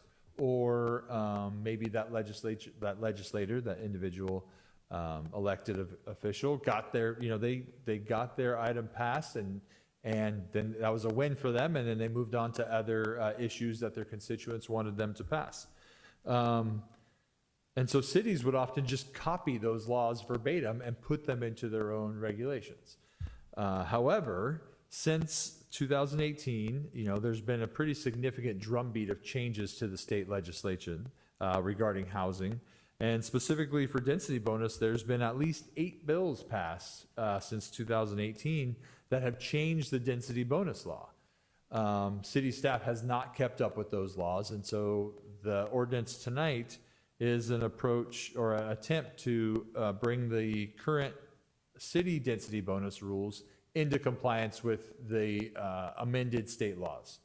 But tonight we're also proposing a new approach because what we're seeing is as soon as we get this law done tonight at the local level, the legislature will change theirs in 6 months and we'll be out of compliance again. So what we're proposing as staff, rather than just copying the state law, we're just going to reference it, but not provide any specific numbers in that reference, and just say, hey, you need to comply with those requirements. So if those density bonus tables change, that's fine. We're just referencing them. If daycare becomes part of the state law, that's fine. We're just referencing it. So we're still compliant, because that's a problem for us if we're not compliant with this state housing law. But we're trying to write it in a new way that essentially creates less busy work for the city.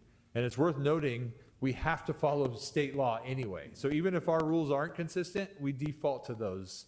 And that's where we've been pulling all the regulations that we've presented to the commission for density bonus when projects have been coming forward. We just pull the state law and show it to you because our laws are out of date and we have to comply with them anyway. And so that's the new approach. We're making some changes. And then I just wanted to, you guys have seen, some of you have seen these slides before, but I'll just show you, go to the next slide. So in April of 2019, so this was the year after the first density bonus change was made and recently, this was just a kind of interesting graphic that an artist put together that showed all the various housing laws that were being passed, proposed, and the city has to comply with all of these. And these are just ones that were on the books in April of 19. You fast forward to the next slide in 2022, and this is all the bills that were being reviewed at the time. And so I'm using these as an example because it just really shows how much legislation has come out of the state level that's pushing down on the city that we have to respond to. Not all of these passed, so it's worth noting these are not all on the books now, but it just gives a good example of kind of this constant change that's happening at the state level, where even they'll pass a law affecting density bonus or ADUs, and they don't even wait to see how it works. They're already tinkering to make more changes. And so we really don't know if all these changes are going to really help spur housing or in what direction or how so, because it takes a while for the market to catch up to this. But because housing is such a big issue statewide, more and more legislation keeps passing down. And this is why we're proposing this new approach where we're not trying to just copy the law. We're just going to reference it generally, hopefully with the point of us being able to focus more on some things that are important here in Cotati and less on just kind of doing busy work and complying with all the changes. So we'll go to the next slide. Some of the other things that are included in the ordinance before the commission tonight is this idea of a Cotati density bonus. And so as we've talked about when we had the housing workshop, right now, if a developer comes in, and I'll use the 100 unit example, and we say, well, you have to build 15 units as affordable housing, and you can do, low income, very low income, or moderate, or a mix of those, because that's what our rules say. But the state says if you do all of those as very low income, then you get automatic 50 more units that you can build on that site. Everybody is naturally doing density bonus projects, right? I mean, that's just, if we're going to make you do some affordable housing anyway, and the amount that Cotati makes you build grants you the ability to get more units built in your project and get access to concessions and incentives to not have to follow all of the city's rules, every developer out there almost is going to take advantage of that opportunity. And that's what we're seeing is happening. But at the same time, we're spending a lot of effort to create these development standards that direct housing and projects to meet the goals of the city, to look how Cotati residents want the homes to look, to try to fit in when you're building right next to a single family home and you're building apartments, have extra setbacks, to meet the parking rules that the city has versus taking advantage of not having to through density bonus. So we're trying to come up with a way that we can incentivize developers to stick with the city rules rather than taking advantage of all of these state laws that they've been given access to. And this Cotati density bonus is one of those ideas. And what that would say is the city council, for projects that meet a majority of the city's development standards, they're allowed to ask for one concession as it's currently written. The city council can grant up to 100% density bonus for projects that meet all of the city's rules, and it's 100% at the discretion of the city council. So the idea there is, rather than developers jumping into the density bonus state law rules where they can not have to follow the objective standards we have and they have flexibility, they will work with us to meet our standards, and then maybe they can get 60% or 75 or even 100% in some examples if the council and the commission recommending feels that that project meets enough of the standards or is a good fit for that part of town. So that's proposed as a part of this ordinance, and that it's just one paragraph. If it's approved, more specifics would be written into the affordable housing section of the code. The other benefit of that is, right now, Cotati's affordable housing section says, we want actually a mix of incomes in our projects. We don't want you to only build all very low income in one place. And so the idea behind the Cotati density bonus is that we'll give you more units and you don't have to just do the very low income. You can give us a mix and we'll still give you access to that 50% extra units or 60% or whatever's a good fit as determined by the commission and the city council. I just want to highlight that the city council and the planning commission previously included a similar clause for mixed use projects. And so one of the concerns we have right now is that there's a big push to build residential units. A lot of banks aren't comfortable loaning on commercial, right? Because what type of business is going to move into there? You know, the retail apocalypse. And so when we updated the code to address some of the changes to the downtown, we included this mixed use density bonus where you can grant up to 100% extra units in exchange for building us a significant chunk of commercial square footage as a part of that with mixed use. So that's already in existence, but I wanted to highlight that because it gets carried through with this project.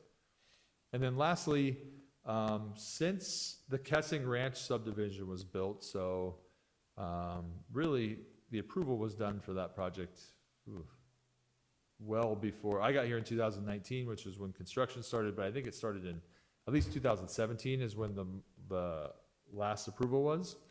The city identified that for sale units, having a land trust involved in the ownership and the kind of management of those for sale units is a good model. And so how land trust works, we have an affordable housing unit that's required to be built as a part of a for sale subdivision. We bring in a nonprofit organization that's part of this land trust model, and it's a nationwide, actually a global model for managing affordable housing. And they get involved, they get put on the title of that parcel. So they're part of the owner of that group. And then they essentially do a 99-year lease with the new buyers, the income qualified people who are buying that home.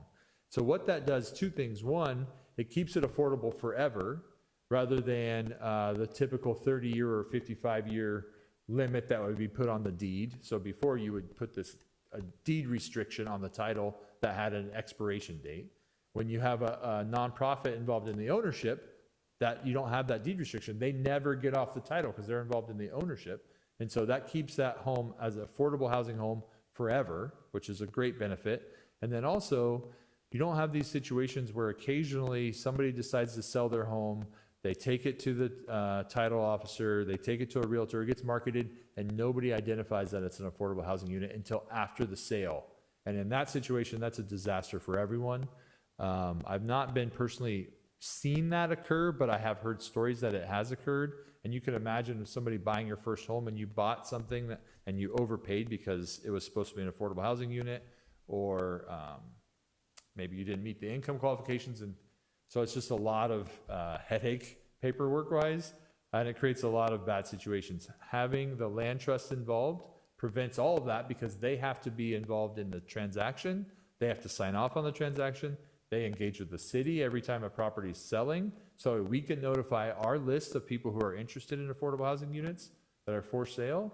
And then it's just a much more kind of overseen management process for how those affordable housing units are sold. And so the city has been implementing that on all projects since Kessing Ranch, and we're memorializing that into our regulations.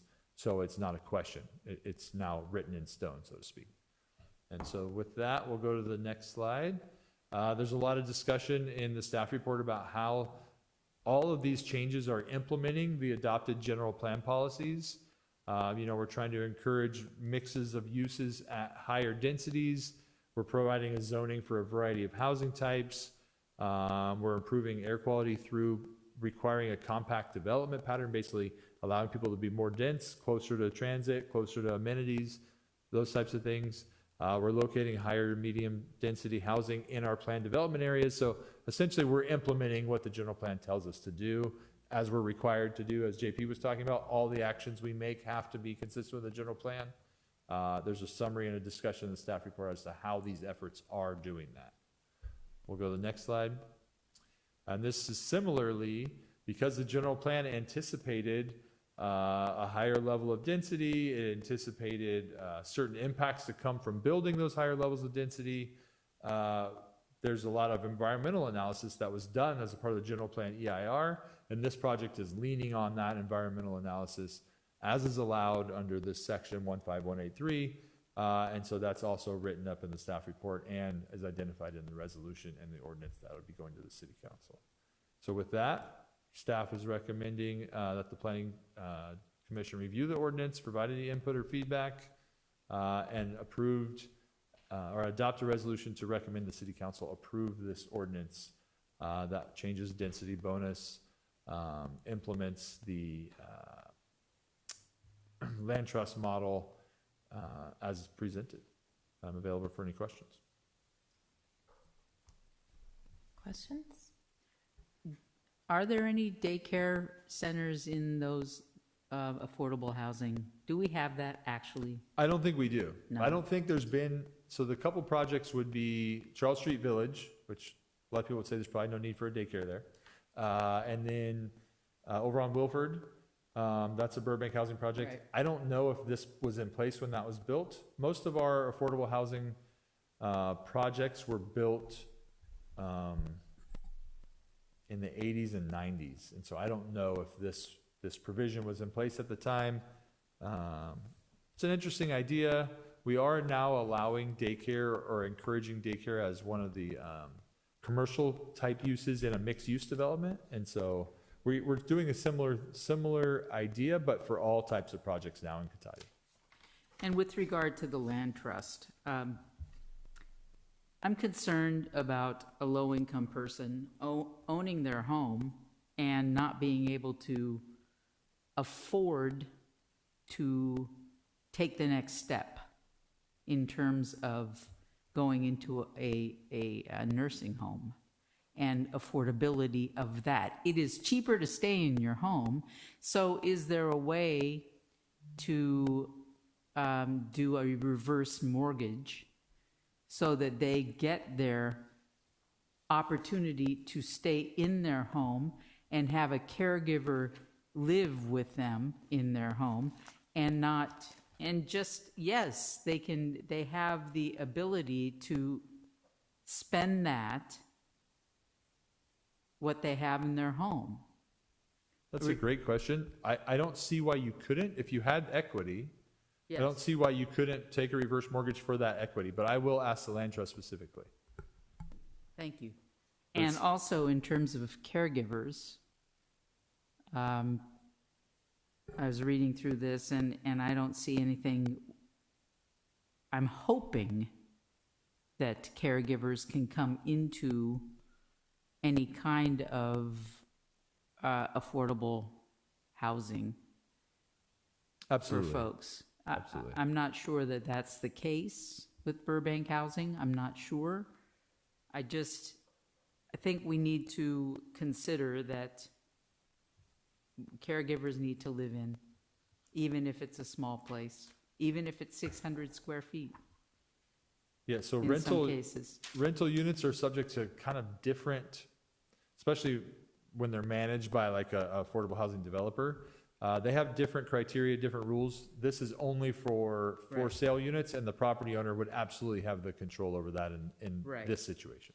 So for rentals, we don't have, because I see that in the rental affordability, that the city is requiring that whoever is in charge turn over the information yearly to the city on this person, including their yearly income, which to me, I don't understand why it's the city's business that you know what the yearly income is of a resident if the people in charge are getting that information. Why does the city have to know that? So we're mandated to ensure that if we grant like a density bonus or other flexibility in your approval, or if we required you to build affordable housing as a part of your project, we're mandated to ensure that that's occurring. And there was a grand jury report done, I think 2 years ago, that identified cities were not doing their jobs with that. And so we have a lot of kind of catching up to do. But to your point, one of the things we've done as we've built out our compliance, kind of affordable housing compliance program here, is if, to your point, if the Burbanks of the world or other affordable housing developers are having to demonstrate all of the income criteria and all the rules to another agency, like maybe the federal government or the state or their lender, then we just take that information. We don't make them do any additional work or even change the format. We just take that as the reporting. Okay. That actually spurred some questions about the ownership. Could you maybe walk through the mechanics of how that ownership works with the nonprofit? Sure. So they're actually on the title. It's fairly complicated with regards to loan subordination, how that gets dealt with through the mortgage. But they're on the title. They, I believe, do like a 99-year lease with the buyers. The buyer's on the title as well. And the buyer's on the title as well. They oftentimes, we use the land trust, housing land trust of Sonoma County. In that situation, with this current nonprofit, they have a list of applicants who are interested in purchasing these homes, and then they will take the homes that come up, because oftentimes, like Kessing, they had to provide 5 of those homes as below market rate, so for sale for less than they cost in some ways. The land trust has a list of people who are interested in those. They then work with them to get them income qualified, financially qualified for the loans, based on the different types of housing units that they have. So 2 of those homes are very low income, 1 of those homes is low income, and 2 of them are moderate income. So then from their list, they run that through the city's local preference policy, because we have a local preference policy to where if you live or work in Cotati, you get first access to those. Then next, if your kids go to school here in our school district, then you get next access. Actually, if you're a tribal member, now we made that change with the housing element, then you get access. And then if you're an employee of Sonoma State, then after that, everything else is equal. So we have this local preference policy that kind of ranks applicants based on those criteria in addition to all their financial criteria. And then the land trust connects those potential buyers, lenders, title people, and the developer selling the home. And the idea is then the developer doesn't have to do anything except build it, and then the land trust brings them a pre-qualified buyer based on those income categories that are required for each of the units that are for sale. And then afterwards, then there's a lease to the owner. Correct. To live there. And it functions like a purchase because it's the long-term lease. Yeah. Jamie Lane, that new 5 units right across from the train station, it's on Ryan Lane actually, but the project is called Jamie Lane.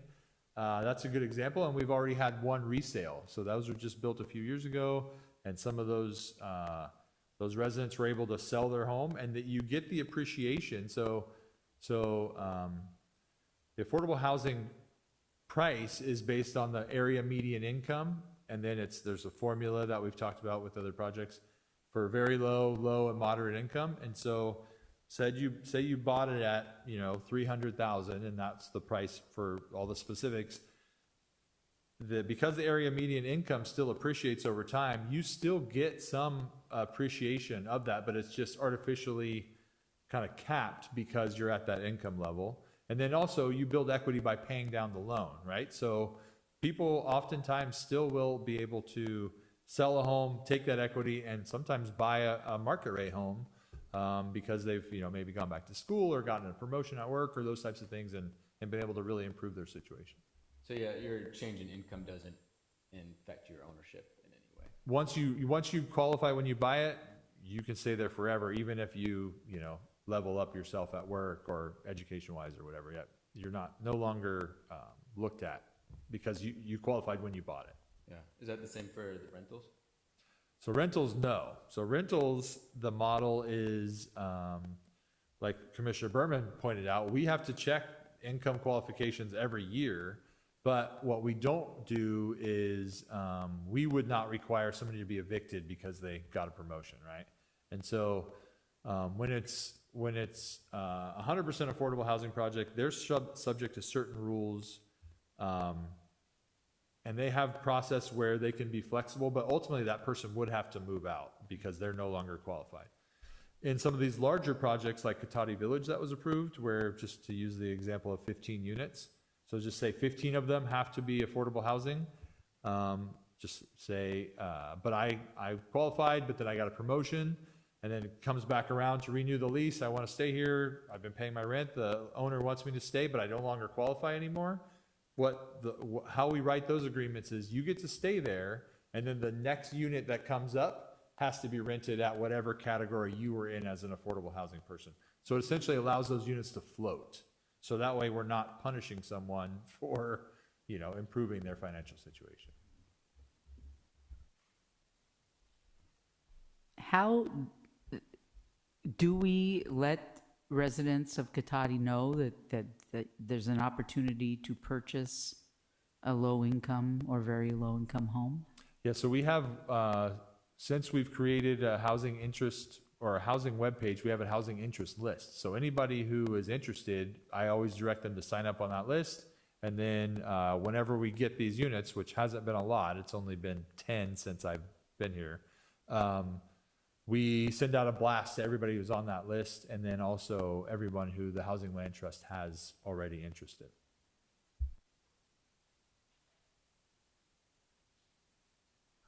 Let's open it up to public comment. Would anyone in the audience like to comment? Callum Weeks again. Just a quick note actually in support of the Housing Land Trust of the North Bay. Dev Getchus and Caitlin Garfield are dynamite team doing really good work in our community. And anecdotally, I'm pretty sure Dev has said before, there's been quite a few families who have actually quote unquote leveled up and ended up moving into, like, there was one family in Petaluma who started in a Housing Land Trust of North Bay unit and now own one of the McKenna homes that was recently developed by Trent Sanson and the Nova team in Petaluma. And those are, I think, $800,000 homes. So clearly things have gone well for them and they have been able to get themselves into an even nicer home. And so it's a really great opportunity. I really encourage you actually to reach out to Deb. She's always happy, especially for planning commissioners and city council members, to take you on a tour, show you some of the units. I was there for Jamie Lane. It can't have been 3 years ago. It must have been like only 2, right? Was it 3? My God, time flies. I was there when they did the ribbon cutting, so that's pretty wild. And so it's a really important opportunity, and I just always try to uplift them as much as possible. And I encourage you to amplify it in the community as well and let people know that this exists. And don't boo me for saying this, but they do have quite a few units in Rohnert Park. I know it's next door and that's like there are a lot of units between Katati and Rohnert Park that are potentially available. So just want to provide those quick comments. Thank you. Thank you. Carla, do we have anyone on Zoom who'd like to participate? Thank you, Vice Chair Moffett. Speaking to our Zoom attendees, if you'd like to make a public comment, please use the raise hand icon.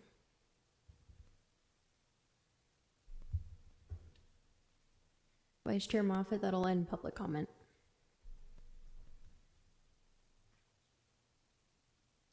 I have a question about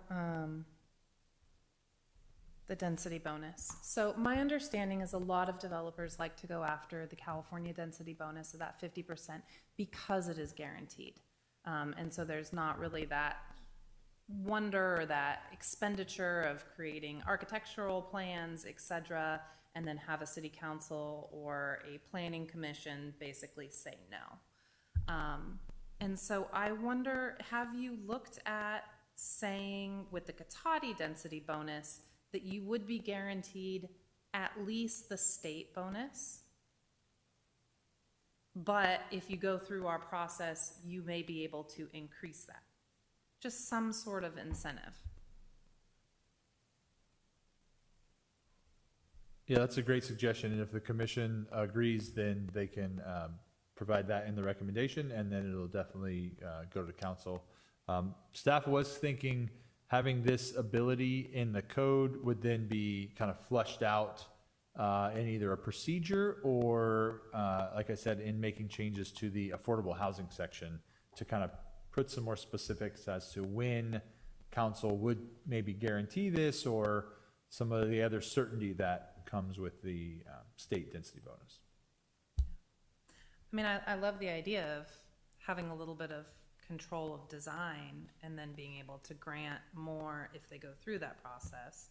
But I would just wonder if they would completely circumvent and go with the 50% because it's guaranteed. What do y'all think? Okay. Any other questions, comments, concerns? Shall we have a motion on packet page 146? Yeah, a motion, propose a resolution of the Planning Commission of the City of Cotati recommending that the City Council adopt an ordinance amending Chapter 17.32 density bonuses of the Cotati Municipal Code to establish consistencies with changes in state density bonus law, create Cotati-specific density bonuses, and establish the land trust model as the city's preference for managing for sale affordable housing units within Cotati. Do we need to make a caveat for verbiage on this Cotati density bonus of a minimum? Yeah, with the caveat Yeah. that Vice Chair. Moffett, no worries. Do we have a I'll second? second. Carla, if you could do a roll call vote, please. Commissioner Long, Aye. Commissioner Berman, Aye. Commissioner Savage, Yes. Vice Chair Moffett. Aye. And motion passes. Thank you. Reports by staff. Thank you, Vice Chair and Commission, for sticking with us this evening, and Cal for sticking here for 2 hours of ordinance work. I really appreciate the commitment.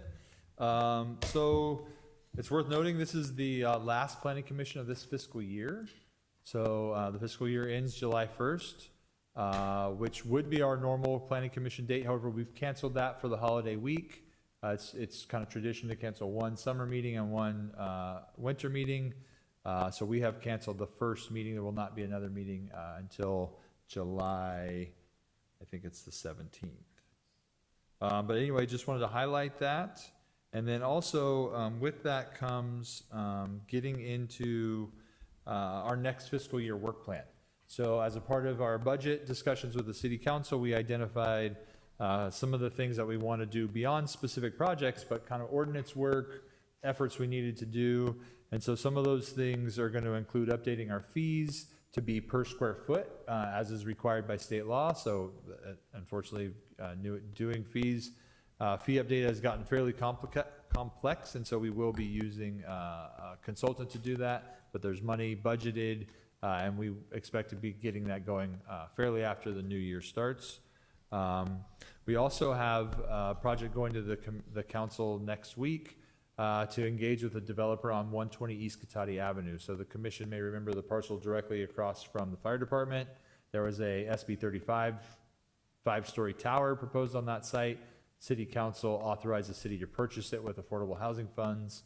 We purchased it. We went out to RFQ to find a developer, and we found a great partner, we think.